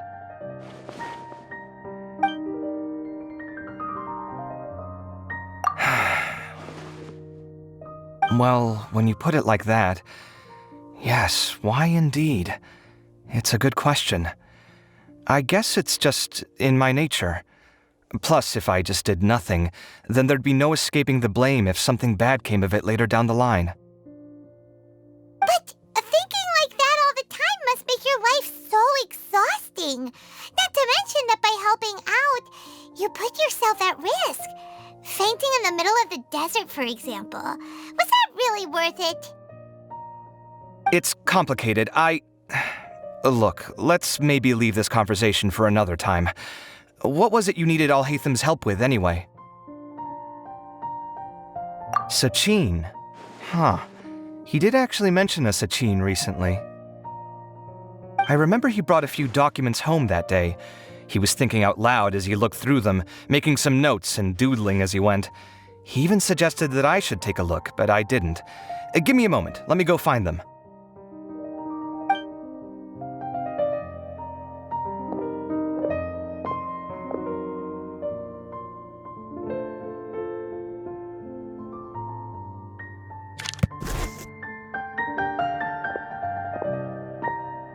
Ah, this is the one. Here, take it. You sure he'd be okay with this? with taking liberties. He's certainly okay with helping himself to my beer whenever he pleases. And anyway, he did ask me if I wanted to read his notes. I didn't see the point at the time, so he just left them on the side. He doesn't leave documents lying around unless he's okay with other people reading them. It's fine, I promise.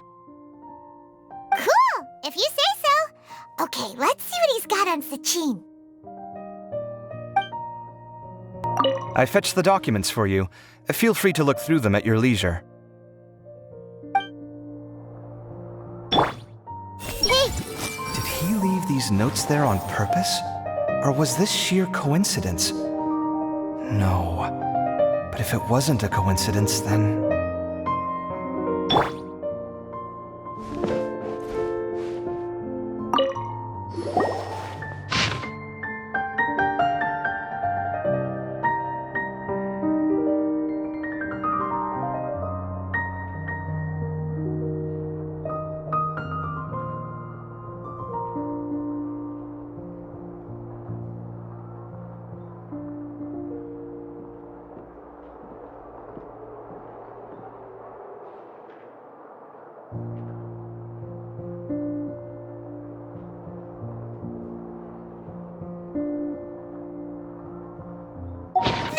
A lot of information. Paimon's getting a headache. So, to sum up, Sachin put the academia in charge of managing his estate and went off to do research, right? He even said that if he really liked one of the contestants, he wouldn't just give them a reward, but his entire estate as well. Oh, that must be worth heaps and heaps of mora. What? Are you serious? All of Sachin's wealth, that's more than I could spend in a lifetime, surely.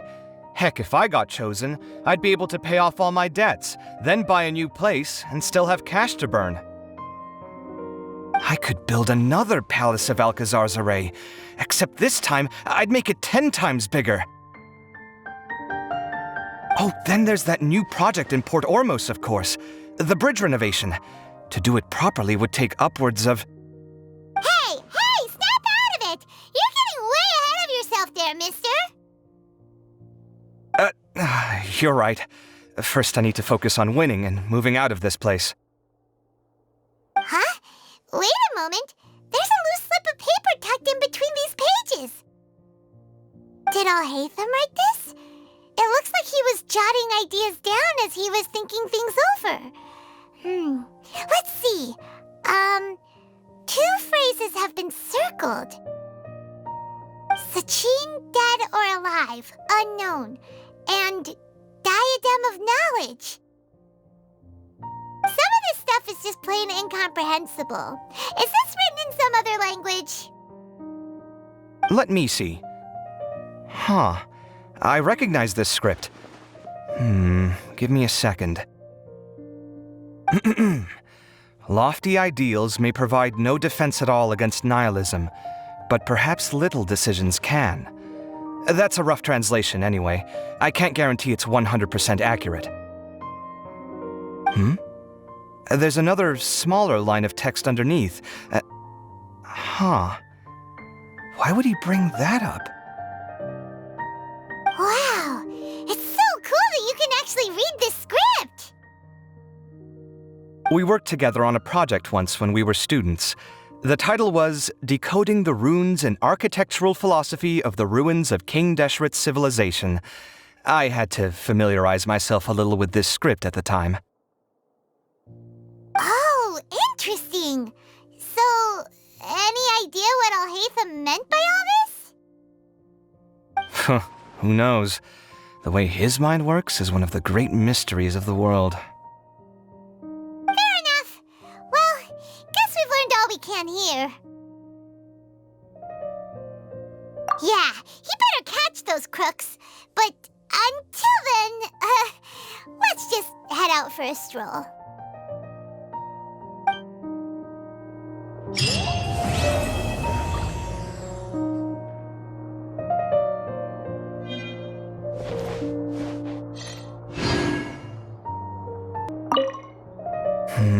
Little decisions. What could have been going through his mind when he wrote that? Everyone hold. Did he leave these notes there on purpose? Or was this sheer coincidence? No. But if it wasn't a coincidence, then... Ah, you're here. Sorry, I was just about to send someone to inform you. I only just finished interrogating the suspects. What did you find out? Well, lots of unexpected details, let's put it that way. The mercs themselves were surprisingly easy to catch. We just had someone dress up as Sachin and they took the bait. But then it starts to get messy. During the interrogation, we learned that they were hired by Sachin's own child. What? Why would someone want to kidnap their own father? What's up with that? It's anybody's guess at this point. In any event, apparently the guys we caught are just the tip of the iceberg. Most of them are still snooping around outside the city. We're diverting manpower as we speak to try and round them all up. Would you like to come along? Sure! Let's go get to the bottom of all this!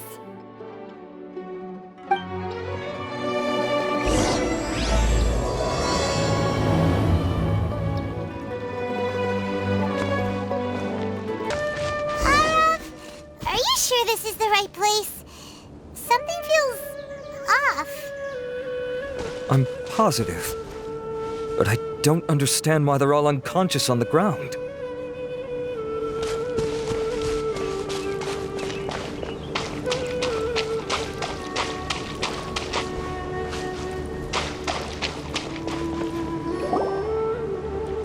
Boss, we got more company.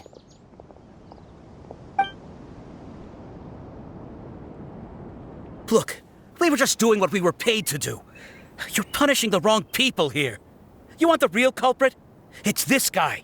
He hired us to kidnap Sachin. What happened? Who beat you all up? Wait, you mean you aren't with them? With who? Who did this? First there was this flying brat. Didn't bother asking any questions, just started throwing punches. After that, some guy wearing green came along and interrogated us for a bit.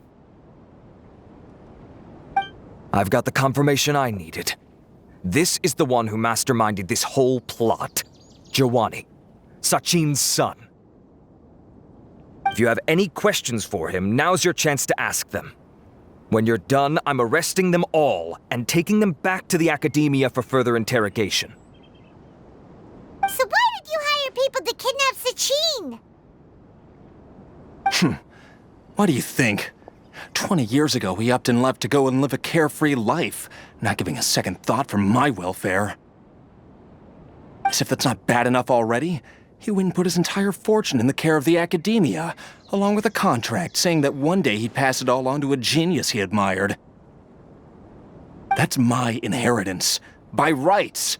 You expect me to sit back and watch it go to someone else? If he won't give me what's mine, I'll just have to take it from him. Of course! Didn't he say he would be here somewhere, watching the championship from the shadows?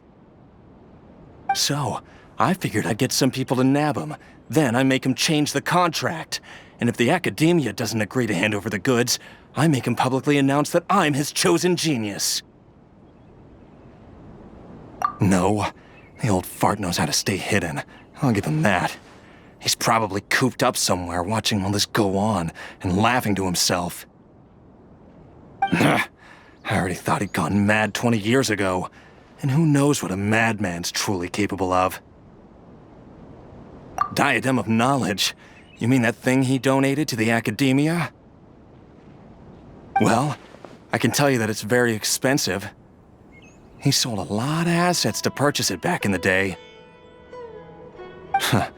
Weird things started happening after he brought it home, too. For example, sometimes we'd hear a high-pitched voice coming from the storage room. Also, before donating it to the academia, he once shut himself in that same storeroom and researched it non-stop for days. Something was already seriously wrong with him by that point. Nothing he did shocked me. What do you mean, something wrong with him? I only have a vague memory of it, since I was very young at the time. But I have the impression that he went out into the desert for research and didn't return for many years. When he finally did return, he was a changed person. He would mumble incomprehensibly and write essays day and night. I asked if I could see what he'd written, but he chased me out of the room. Later, he went out somewhere and took his written essays with him. When he got back, he signed his contract with the academia. Part of me wonders whether he'd already stopped being my father by that point. Perhaps the man we called Sachin was a demon from the desert who was wearing his skin. Okay, you can stop now. You're creeping Paimon out. You can believe me or not. Doesn't matter to me. I told you all I know. But if you do see Sachin, tell him this for me. Whatever it is that he's researching out there, he'll always be garbage in my eyes. You finished? In that case, come with us. Well, we finally caught the guy behind all this. Thanks for providing us with the critical information. Do you still have any lingering concerns? Yeah! Al-Haytham's notes do mention that item. Scribe Al-Haytham looked into this matter. Understood. Well, if you believe there to be an issue with the diadem, I'd suggest contacting the organizers and getting them to pause the competitions while we investigate. That makes sense. Okay then, let's get back to the venue. We need to tell Karina what's going on.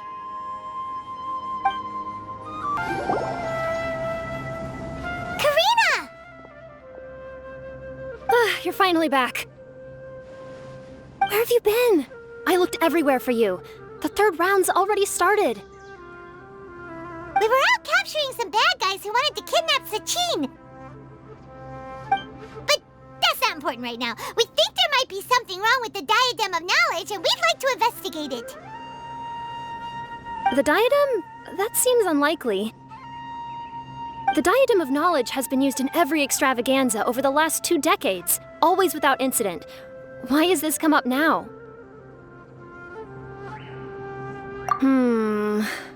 This is pretty serious.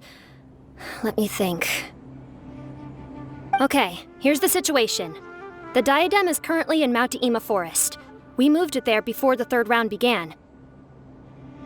In the third round, contestants have to go into Mount Deima Forest, find the diadem, bring it back, and place it on the stand. The first person to do this gets 4 points. Considering how close the scores are between our contestants, whoever wins this round is very likely to be the winner of the whole competition. As such, I suspect competition to be very fierce. You might not make it in time. I'll mark the diadem's location for you. Please head there immediately. Let's hope nothing happens. All right, let's go. That's weird. The locator stopped working. Is the forest interfering with it? Ugh. Let's just go grab the diadem. Why this year? Al-Haytham, Nilu, have you seen any of the other contestants? No. No one's completed the task yet. Why? Has something happened? There might be a problem with the diadem. Oh, but Al-Haytham, you must know something about it, right? Whatever do you mean? Forget it. We'll go find it first. We'll ask you again later.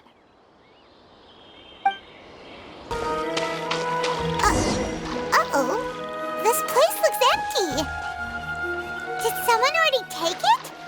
Well, we might as well head back and see if anyone's turned it in.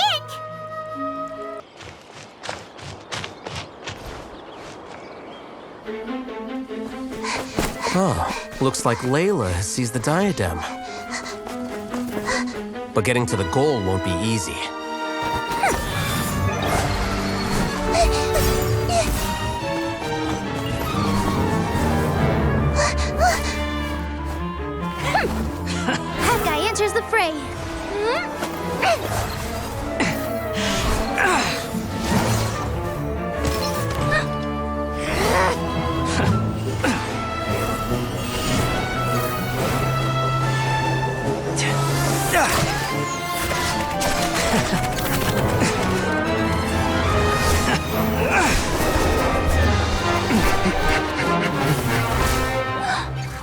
Horizon's device has gone haywire. The competition is heating up. Oh. And here's Kaveh bringing up the rear.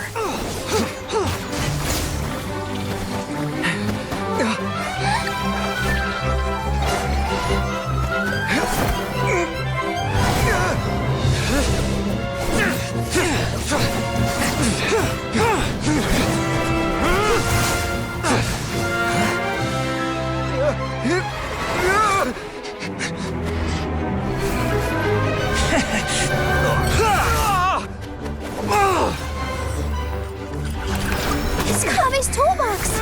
Throwing the diadem to its owner.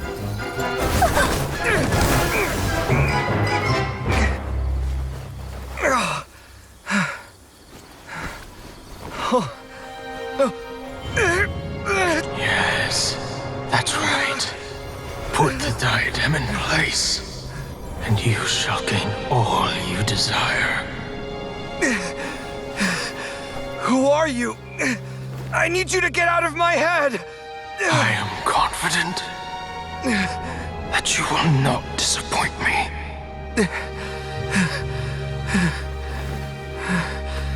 What just happened to me?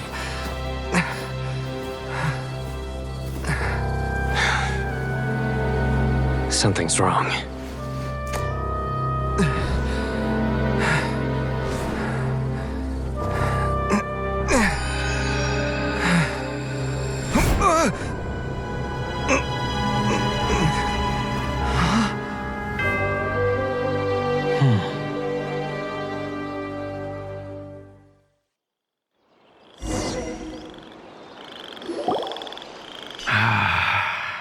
At long last, someone to inherit my estate, and with it, my research.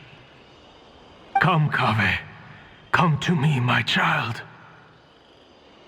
How do you know my name? Who are you? I am Sachin. Well, to be precise, I am but a fragment of Sachin's mind. Fate is a curious thing. Seeing you reminds me of another I once met. But you are made of sterner stuff than he, more cognizant of the trials and tribulations of this world. It is you who are worthy to inherit all that I once owned. We meet for the first time, children. But what I mean to say now is of utmost importance. So please, pay attention and bear witness. You have all performed outstandingly in this Interdarshan Championship. The Academia has many rare talents among its ranks, and you are the creme of the creme. But if I were to choose a successor, I would choose you, Kaveh. Not only because you were victorious, but also due to our similarities in character. Me?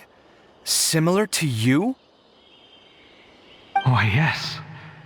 Both of us have the misfortune to be idealists, and that is the source of our misery. 28 years ago, I came to the desert and lived there for 8 full years. What do you think I saw there? Alas, endless strife and slaughter.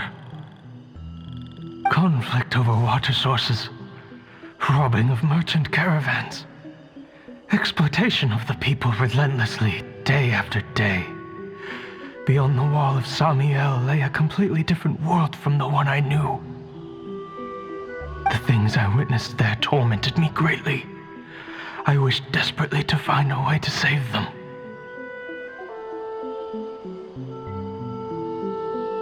So, did you find a way? As a Vahumana scholar, I tried to use Vahumana knowledge to find the answer.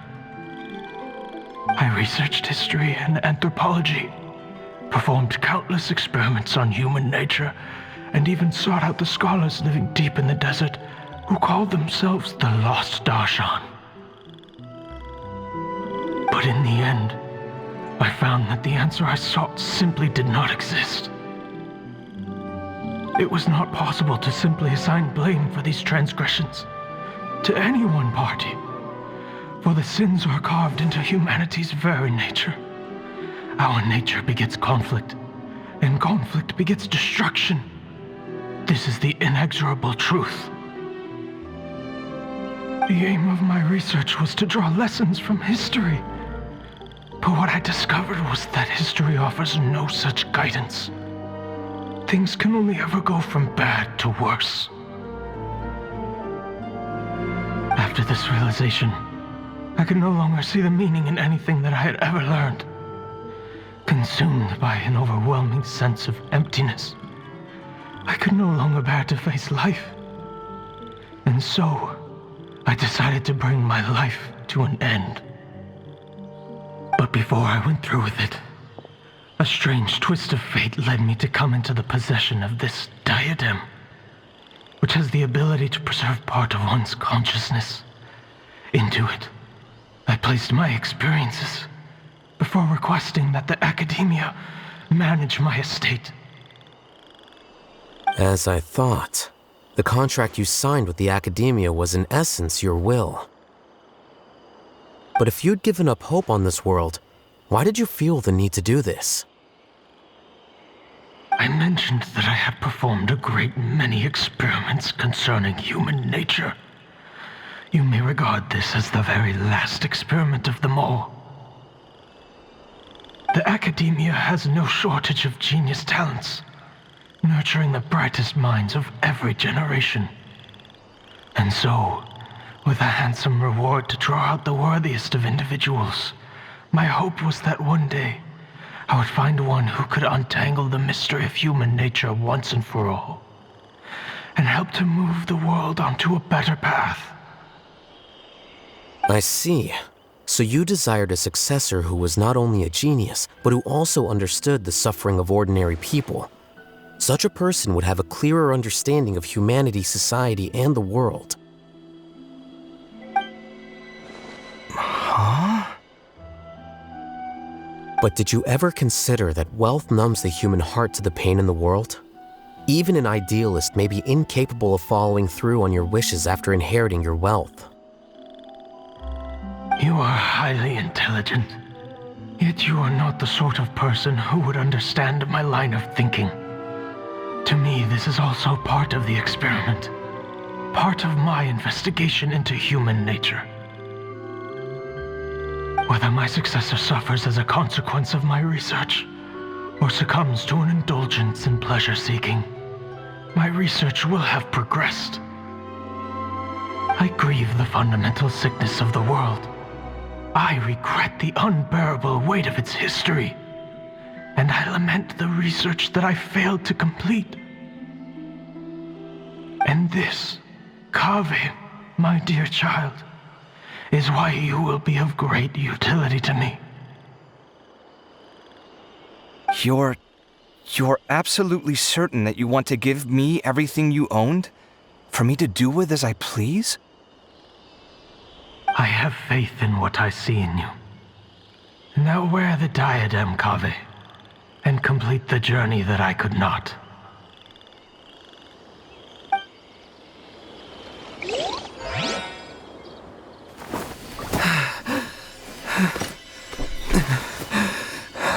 Will the verdict I reached cause you suffering, or will this newfound wealth numb your heart? I look forward to your answer. All of my research materials are being stored at I've heard enough! My life's enough of a mess already. The last thing I need is more suffering. Keep your Mora. I don't need it. Didn't you say that you saw a lot of people in pain? Well, if that's the case, then your wealth can go to them.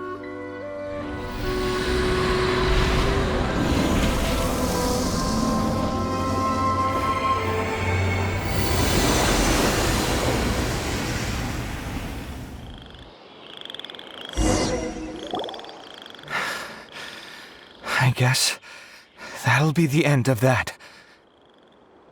Kaveh. Are you all right? Any physical discomfort? I'm fine. Thanks, Tainari. Don't worry about me. Don't push yourself too hard. Kaveh. Kaveh may have broken the diadem, but he successfully completed the task prior to that. According to the rules, this makes him the victor of round 3. Points-wise, this also makes him the winner of the Inter-Darshan Championship. As the champion and Sachin's personally designated successor, Kaveh has obtained the rights to inherit the entirety of his estate. For the avoidance of doubt, can you confirm that it is your intention to donate all of Sachin's wealth? Like I said, he thought that the world is a bad place.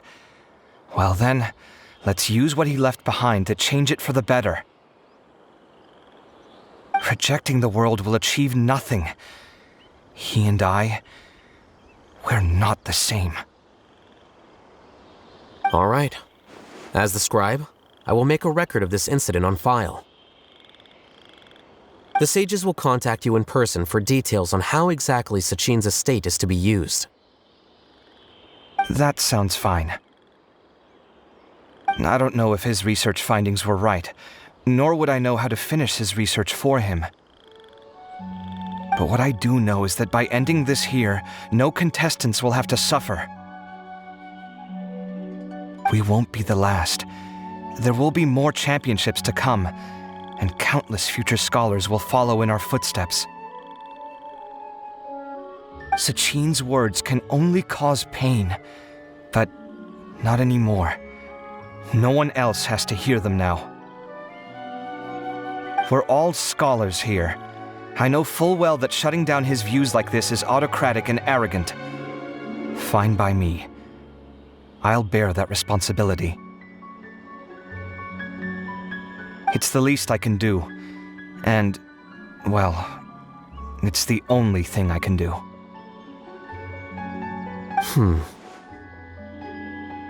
Well said. What you've expressed is a sense of justice and idealism that many aspire to, but few dare follow through with. I say this despite the fact that, in my view, it's quite ridiculous. You have long been aware of what your flaws are, but your pride alone prevents you from admitting it. Nevertheless, your perspective is well suited to appearing in a victory speech. Contestant Kaveh, on behalf of the organizing committee, it is my honor to congratulate you on your victory. What? Please, I don't need your insincere praise. Anyway, this isn't the time or place for debates. Keep your commentary focused on the competition, not my views. Congratulations, Kaveh. Also, you'll need to prepare for the award ceremony. Looks like the ceremony will be held at the main venue. Let's head over and check it out. Thank you all for your excellent performance. And that brings this year's Inter-Darshan Championship to a close.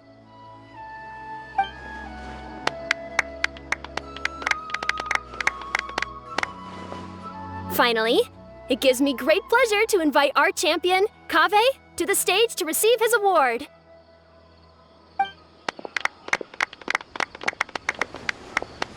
Typically at this point, we would crown our champion with the diadem as well as presenting them with their award. However, we have just received word that Kaveh has inherited Sachin's estate and made the decision to donate it all to charitable causes. Sachin's estate is getting donated? So much, Mora. And he gave it all up? Kaveh's generosity will give many struggling families the chance to change their lives for the better. Of course, without the diadem and prize money to present, this makes the award ceremony a little more concise than expected. Would you like to say a few words, Kaveh? I'm sure many of our audience, like myself, are curious to learn why you decided to give all this wealth away. I'm not entirely sure what I should say under these circumstances. I'm glad to have won, even though I'd say luck played a big part in that. As for why I want to give the Mora away, I don't support Sachin's views, and I don't want to take his Mora. With a lot of things in life, people need to experience them for themselves. It shouldn't be up to one person to make a judgment on. Not him, and not me either. Anyway, this isn't really the time and place for such weighty and complicated topics. So, I guess that's all. I'll leave it there. Thanks very much. Oh, Kaveh, just one moment. While this is a short and sweet award ceremony, we do still have a prize to present you with. Please take this limited edition Genius Invocation TCG card. Additionally, your champion status will be logged in your record. This means that the Sages will give priority consideration to any future project proposals you submit. All right, I'll take the card. But as for project proposals, forget it. In that case, I declare the award ceremony over. Let's give our champion Kaveh one last big round of applause.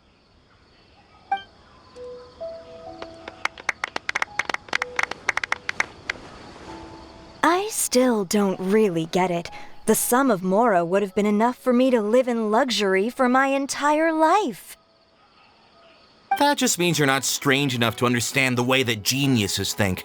Come on, we've still got the whole Wisdom Gala to explore.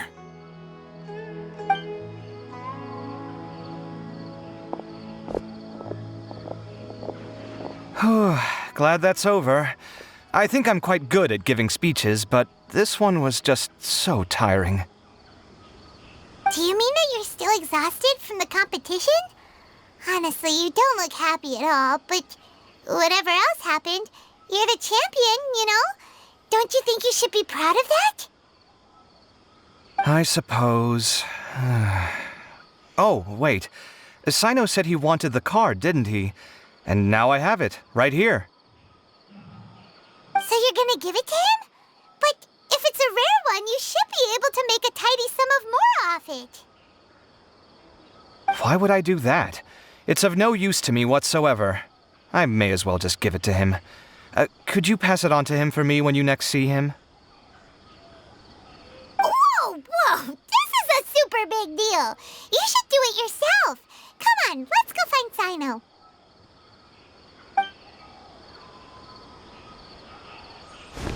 Huh? But I was gonna rest for a while longer. Hey, stop pulling my hair!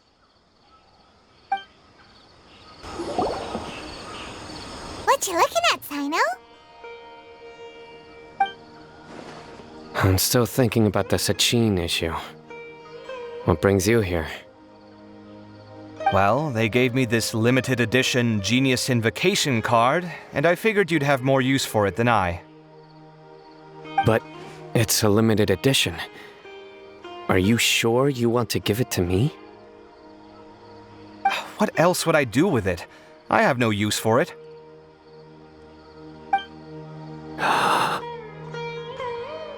But it's limited edition. Kaveh, are you in trouble? You don't have to do all this. Just tell me what's wrong and I will help. Oh, that's not what I meant at all. Yes, I have all sorts of problems, but that has absolutely nothing to do with this card. I'll figure my own issues out by myself.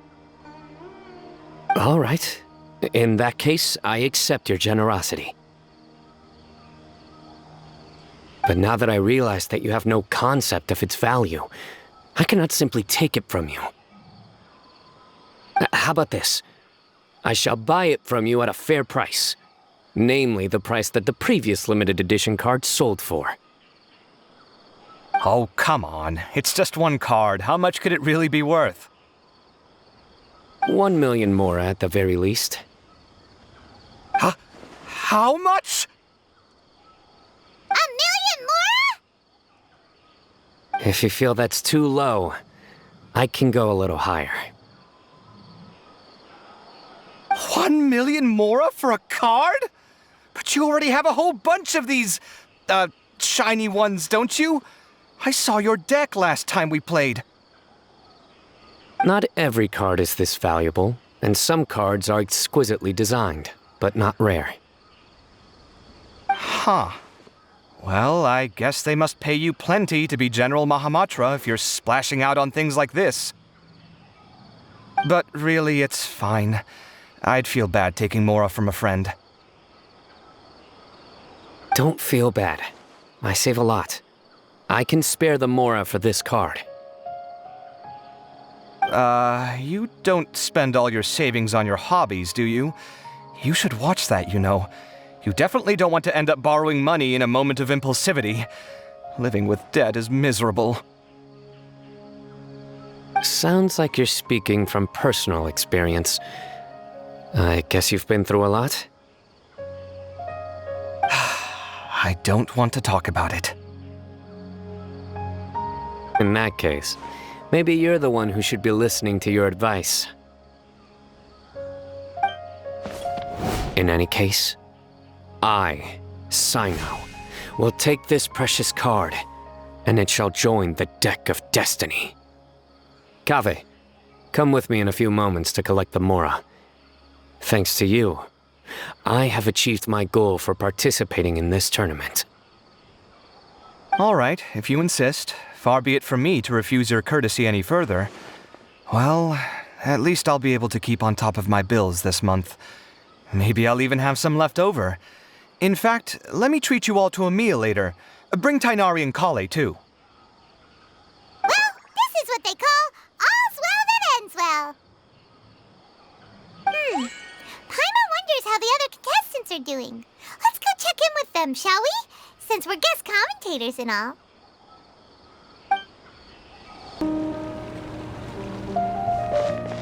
I've got great food and great drinks that everyone... I'm telling you, you can't go wrong taking advice from me on what to wear.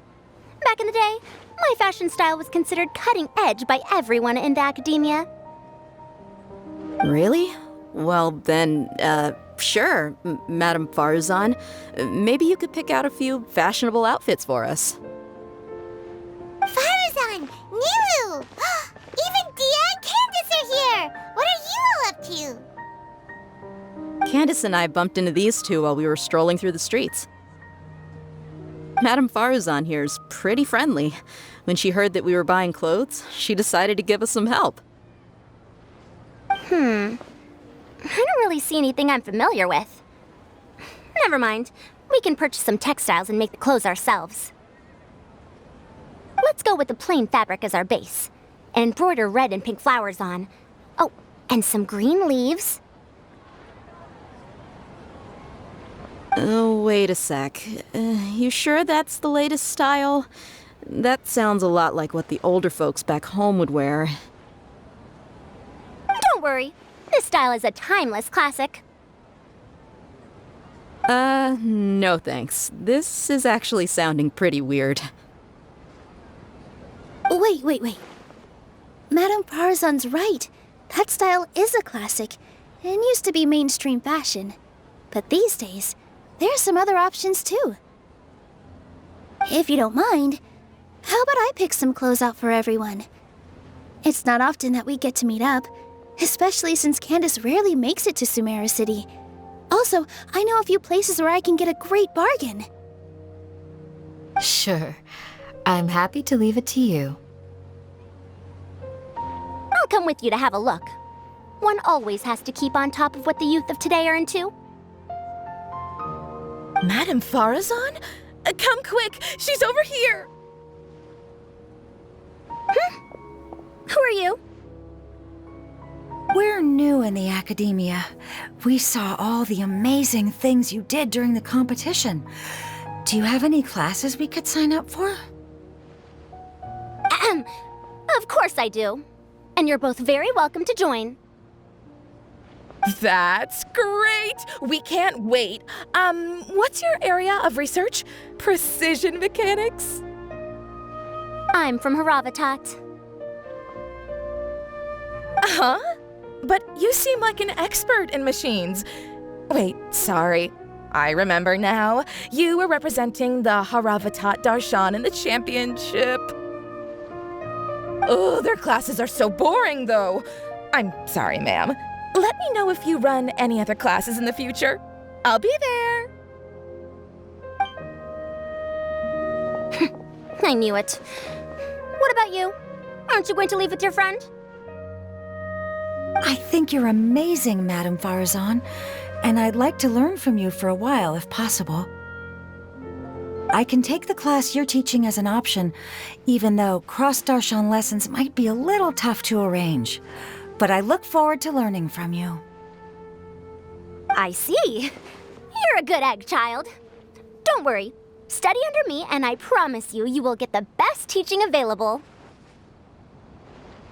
Thank you so much, ma'am. Well, I won't disturb you any further. See you in class. I don't quite understand what happened there, but congratulations, I think. Traveler, Paimon, would you two like to come and pick out some clothes? Sorry, we can't. We've got a meal with Kaveh later, and we have to check in with all the other contestants before then. Oh, by the way, have any of you seen Hat Guy or Layla? I don't know where Hat Guy went. We just saw Layla not too long ago, though. But she was hanging out with some other Ratahoa students, so we didn't get a chance to speak with her. Are you gonna go and see what she's up to? Ratahoa students? They must be the ones who voted for her to enter the competition, right? Oh, she didn't end up winning, so Paimon wonders how they feel about that. Let's go take a peek. If you don't come to Sumeru City often, classic floral designs aren't a bad choice. Those don't really go out of style. And of course, since you're putting this on your body, you need to consider the type of fabric the clothes are made from. Some materials might look stunning, but they can be terribly uncomfortable to wear. Agreed. After all, is fashion not the constant phasing in and out of classics?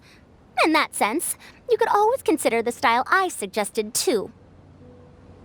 Wait, sorry, ma'am, but I think it could be quite a while before the style you recommended comes back into fashion. I actually think the style recommended by Madame Farazan is quite beautiful. Isn't it just? You have a discerning eye, my dear.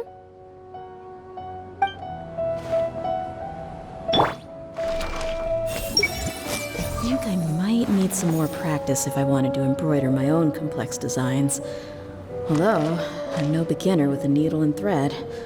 More like upper end of intermediate? These clothes all seem a bit too flimsy. Is there anything sturdier?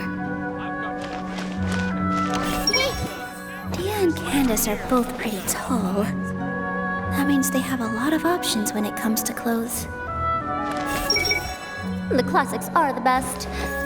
Period.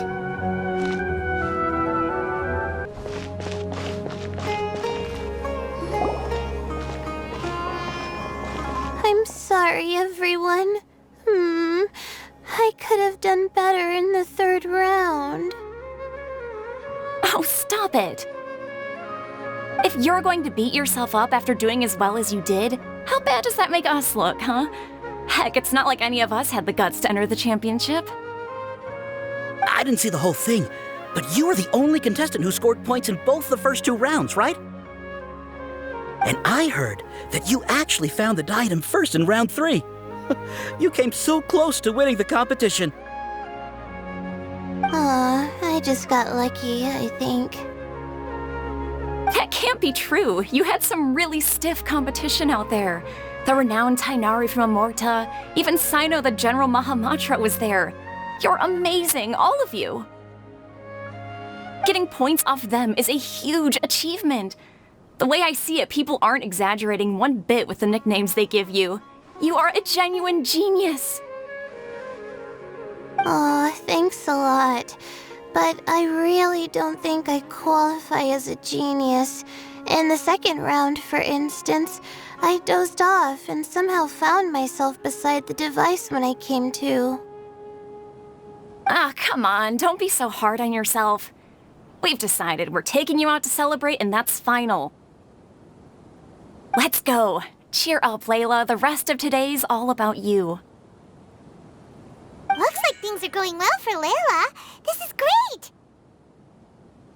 We haven't seen Hat Guy since the end of the competition. Oh well, it's almost mealtime. We'd better go meet up with Kaveh and Sino now. I can't believe it, but in the end, no one was disappointed in me. What a relief. Finally, I can get some good sleep.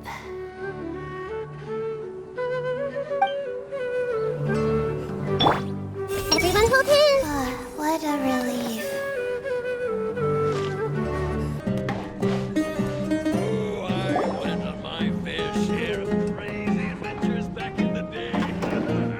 Are you sure you have enough to cover this? Don't blow it all at once. Don't worry, I budgeted very carefully, and this is well within my means. Anyway, I've lost count of how many times you've treated me. It's high time I return the favor. Oh, Traveler, Paimon, over here! Ooh, look at all this! Good food, here we come! I heard that you went to see the other contestants. How's everyone doing? Farazan found herself a student, and Layla's classmates are bowled over by how well she did. We couldn't find Hat Guy, though. Who knows where he's gone? Al-Haytham's gone missing in action, too. The one time I'm actually in a good enough mood to treat him to a nice meal, he disappears without a trace. That guy. Where the heck could he have gone? I still have questions about that note he left. Well, whatever. He can do what he wants. Now, let's eat.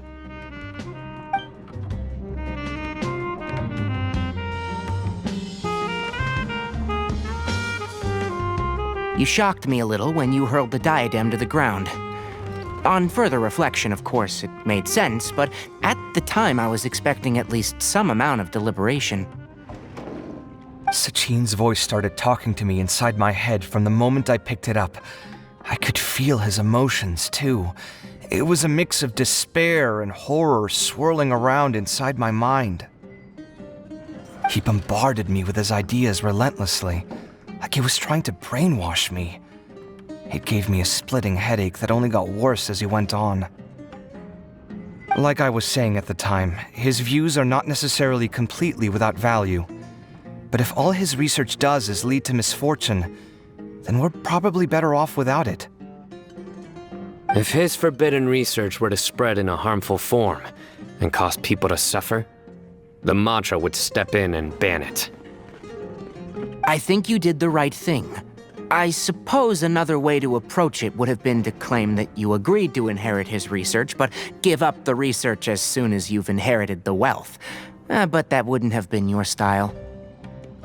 I won't comment on his theories or experiments, but I don't believe that he was careless in his choice of candidate.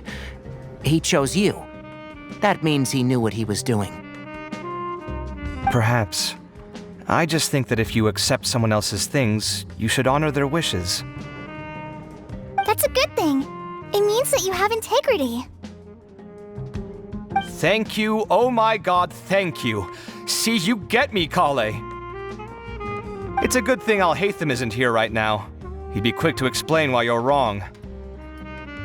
Seems like you always include him in the conversation, even when he isn't here. Yep. No dinner with Kaveh is complete without a few words about Al-Haytham. I sense that Al-Haytham has in fact been here with us all along. He's here? Where? Why didn't you tell me? He lives rent-free in each of our hearts.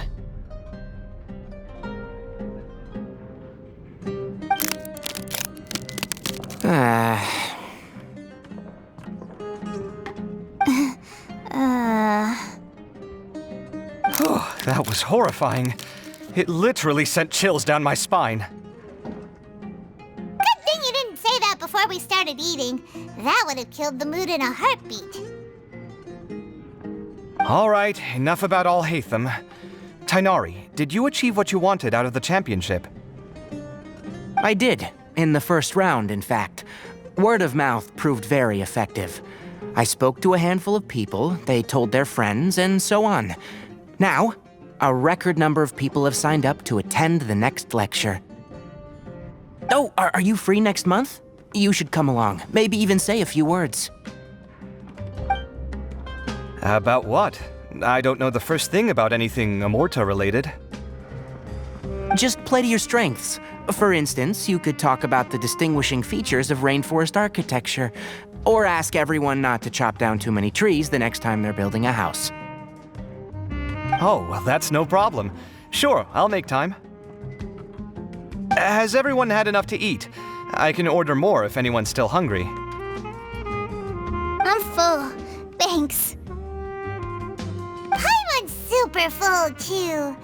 If only we could eat like this every day. Yeah, we should do this more often. Work will always be there, but seeing friends is important too. This is a good restaurant. Let's definitely come here again. Sounds good. We should pick a few other places as backup options, though. There are other good places around here, too? Oh, and don't forget to invite us if you go. There's nothing we love more than good food. Kaveh, do you have plans after this? I was thinking of maybe going to the academia for some alone time. Nothing set in stone, though. Why do you ask? Since everyone is free, why don't we play a few matches of Genius Invocation TCG? Eager to show off your new limited edition card, are you? Not to show off. This is my way of thanking you for your help. Only my best friend will have the honor of seeing this card's debut play. All right, sure. I didn't bring my deck with me, though, so I'll need to borrow one. Actually, Master, I made a new one a few days back. Don't tell me you've been spending all your study hours playing cards. Come on, no need to be so stern. They do say that your innate interests are your best teacher, don't they? I see everything. With this limited edition card in my deck, I have reached peak connection with my cards. This is my most worthwhile purchase in quite some time. This was some pretty successful ordering today. Not a dish wasted. Oh, I almost forgot. I should order a couple of extra things to take back home.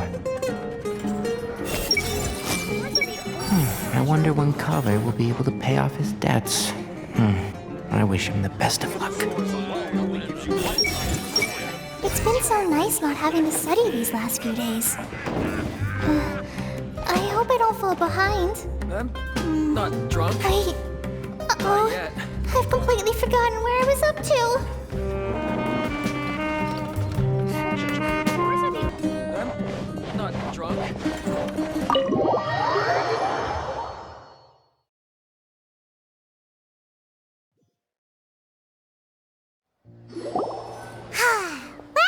It looks like this Inter-Darshan Championship's a wrap. All that stuff with Sachin and the diadem got sorted too. Have you still got anything else on your mind? Oh, right. Yeah, Sachin said that he placed his research materials at somewhere beginning with but Kaveh smashed the diadem of knowledge before he could finish. It might be dangerous if someone finds his old research stash, right? Where do you think it could be? Holy smokes, you're right! He said he spent all the time researching in the desert, didn't he? So it's very possible that that's where he'd leave all his suits. All right then, let's head off to Aru Village and try our luck!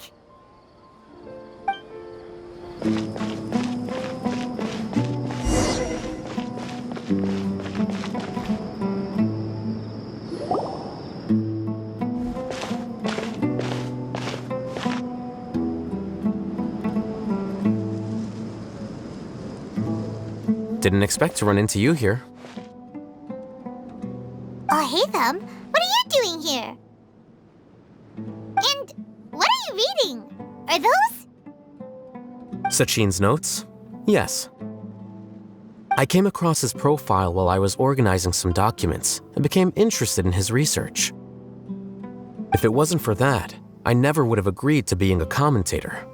I had a hunch after seeing the fragment of his mind, and sure enough, I came here and found his research.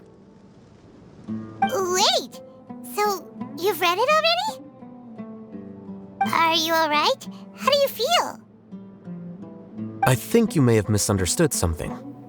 The reason Sachin chose that architect to inherit his research was that only he could really empathize with both the calamity and the humanity that these notes seek to convey. Only one who resonates with these sentiments would suffer and begin to think of history as bleak, the present as perplexing, and the future as pessimistic. Empathy is a double-edged sword. Clearly, I am not the same sort of person as Sachin was. Empaths have many friends, and their wide social circle comes with certain societal advantages. But this also makes it hard for them to achieve their goals. Why's that? All important things in life involve other people.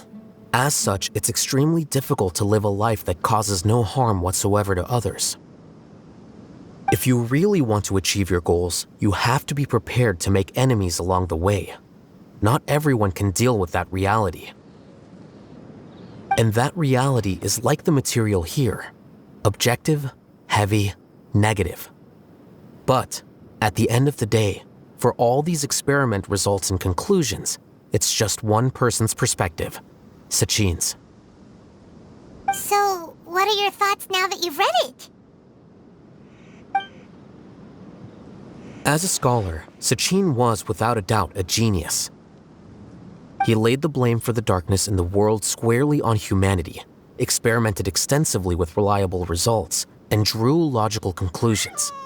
In that sense, one might say his views were correct. So, people are bad? And things can only ever get worse? All of that's true? That is not a question for me to answer. Someone else will arrive shortly. You can ask them instead. All I will say is that the world is not built on correctness alone. Sometimes, being correct means nothing at all.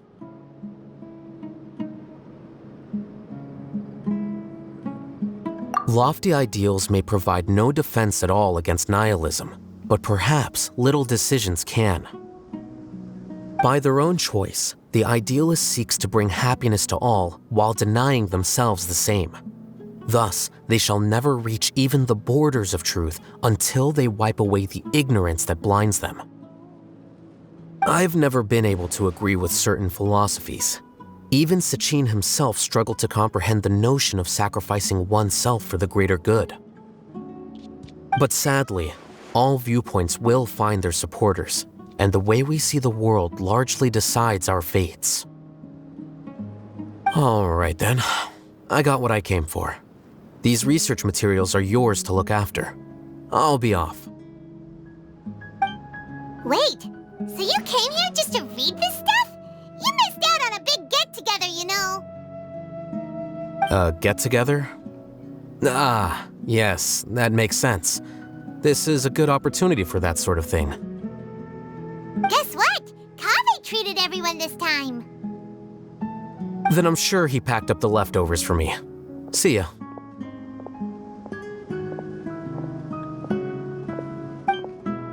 And there he goes.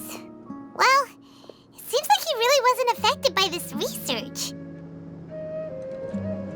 He said that someone else would answer our questions. Who do you think that'll be?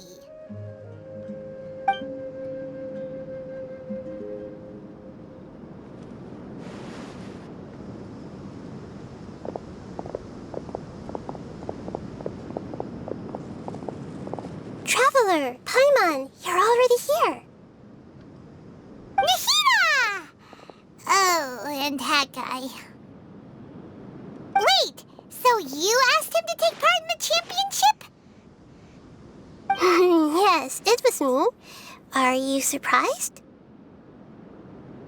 Did you know that there was something wrong with the diadem from the start? And if so, why didn't you switch it out for another one?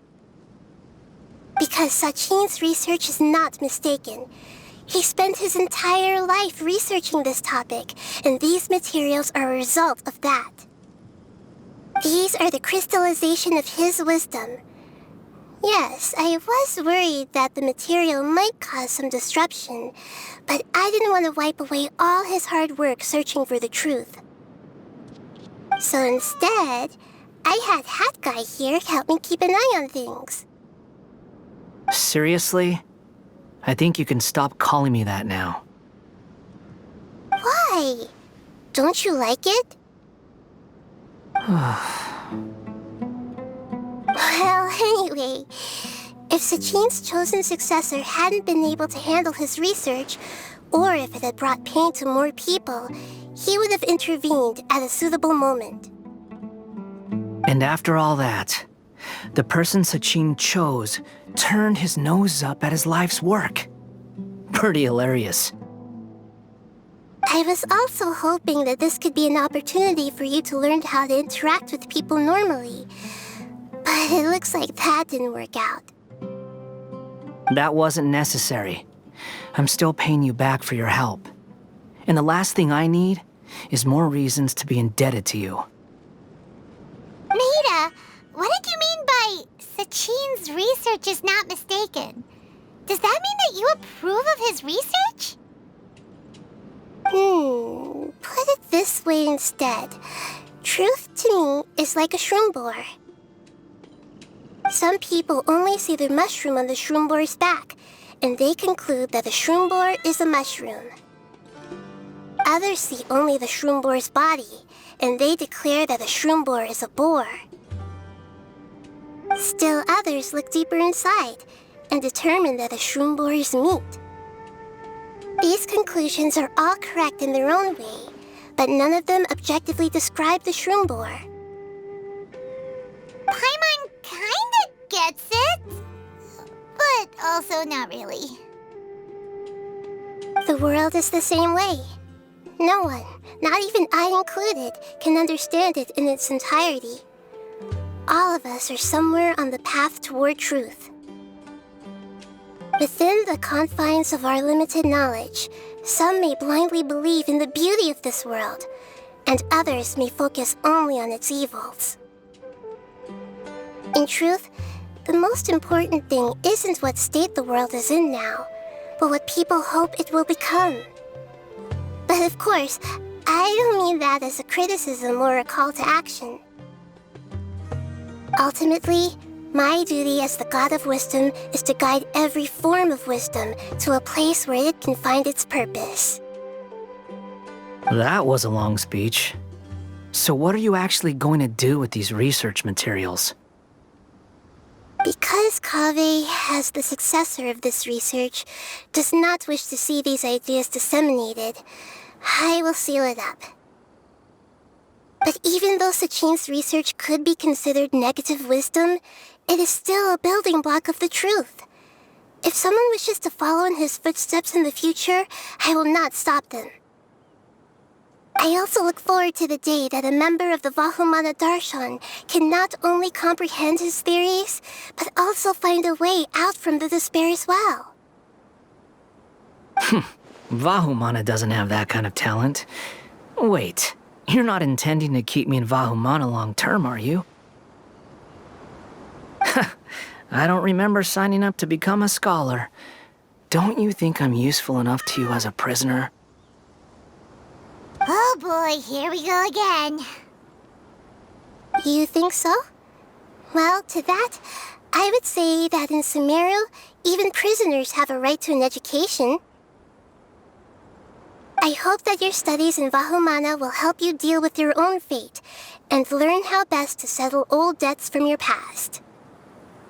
I will review your final thesis myself. I'm expecting great things from you, Mr. Hat Guy.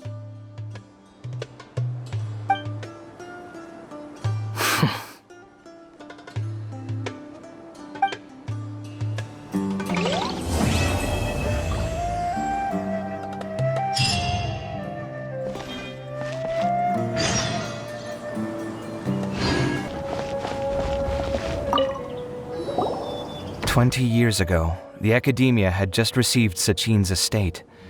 To celebrate the huge investment, the Academia extravaganza that year was grander than usual.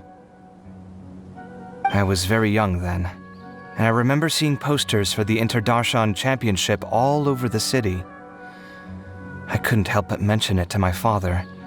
I even told him that I really liked the look of the diadem. It was so unique. So he said, "Why don't I win it, so I can let you play with it for a few days?" That made me very happy, and I nodded enthusiastically. But to my surprise, he didn't win. And when he got back home, he seemed extremely depressed. Later, he left home, saying that he wanted to do some investigating in the desert. The quicksand got him not long after that. For many years, I couldn't face up to it at all. If I just kept my mouth shut, maybe none of it would have ever happened.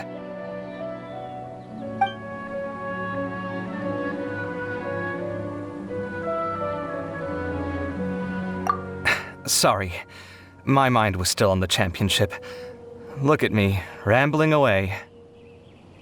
You look really upset. Are you sure you're okay?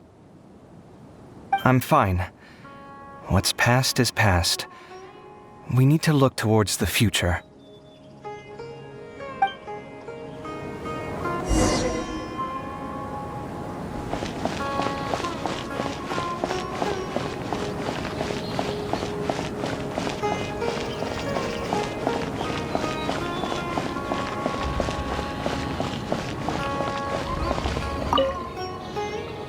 Where were you while the rest of us were eating together? I don't recall being obligated to report my whereabouts to you. Did you go find another hidey hole to read in? You need to change your ways, you know. You can't survive on books alone. Surviving on meals paid for by you would be harder still. You? Whatever. It doesn't take a genius to guess what you've been up to. You were investigating Sachin, weren't you? It was obvious from your notes. However, I don't believe his research alone would have been enough to pique your interest. His way of doing things is disturbing, while you... Well, to be fair, your philosophy disgusts me too, but you and Sachin are nothing alike. I don't imagine your views intersect at all. Egoism and nihilism are not the same thing. My personal interests aside, Sachin's legacy is not entirely meaningless. He conducted experiments on a great scale and left his findings behind. Also, thanks for the compliment, but I'm actually just passing through. I didn't come here for the conversation. Well, not this one at least. What do you mean? What topic of conversation could be more sacred among scholars than the exploration of differing philosophies? Well, based on what I've learned, Sachin and his disturbing way of doing things, as you put it, is very likely to have met your father 20 years ago. What did you say? Wait, so... No, surely that doesn't mean... So that's why he thought I looked familiar. My father must have gone into the desert due to his influence. I'm afraid so.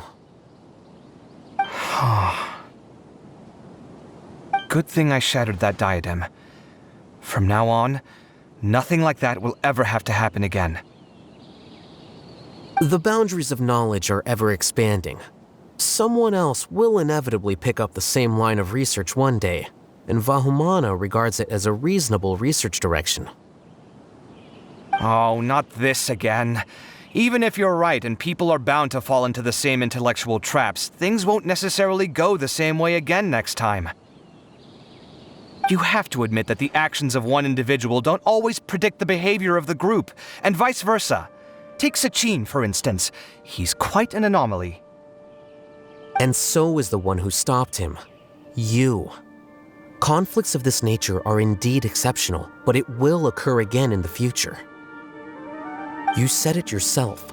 The actions of one individual cannot predict the behavior of a whole group. You know that not everyone would have chosen as you did.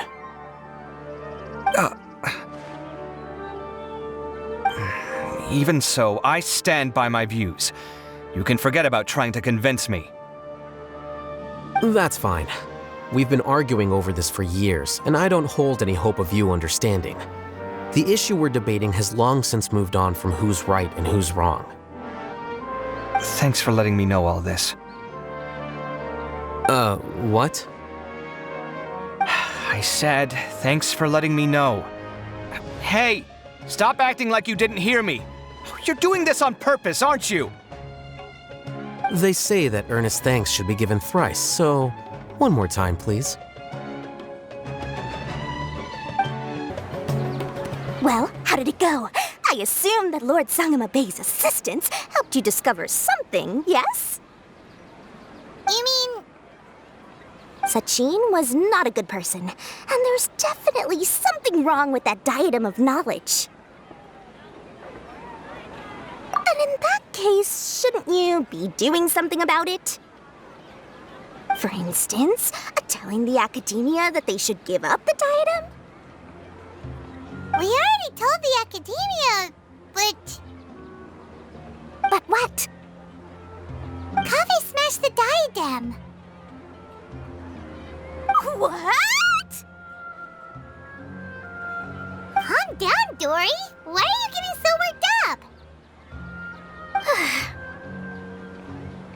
My diadem! My beautiful diadem! This was supposed to be the perfect plan! I feed you the information, you discover the issue with the diadem, and then I just wait until the academia sells it off at a low price! And now, it was all for nothing! Curse that Kaveh! The interest rate on the mora he owes me is about to get much higher. Oh, so that's why you told us about this. Yeah, Paimon did think you were being unusually generous. My diadem! I'm furious! That's it. No extension on his payment this month, no matter what reason he gives.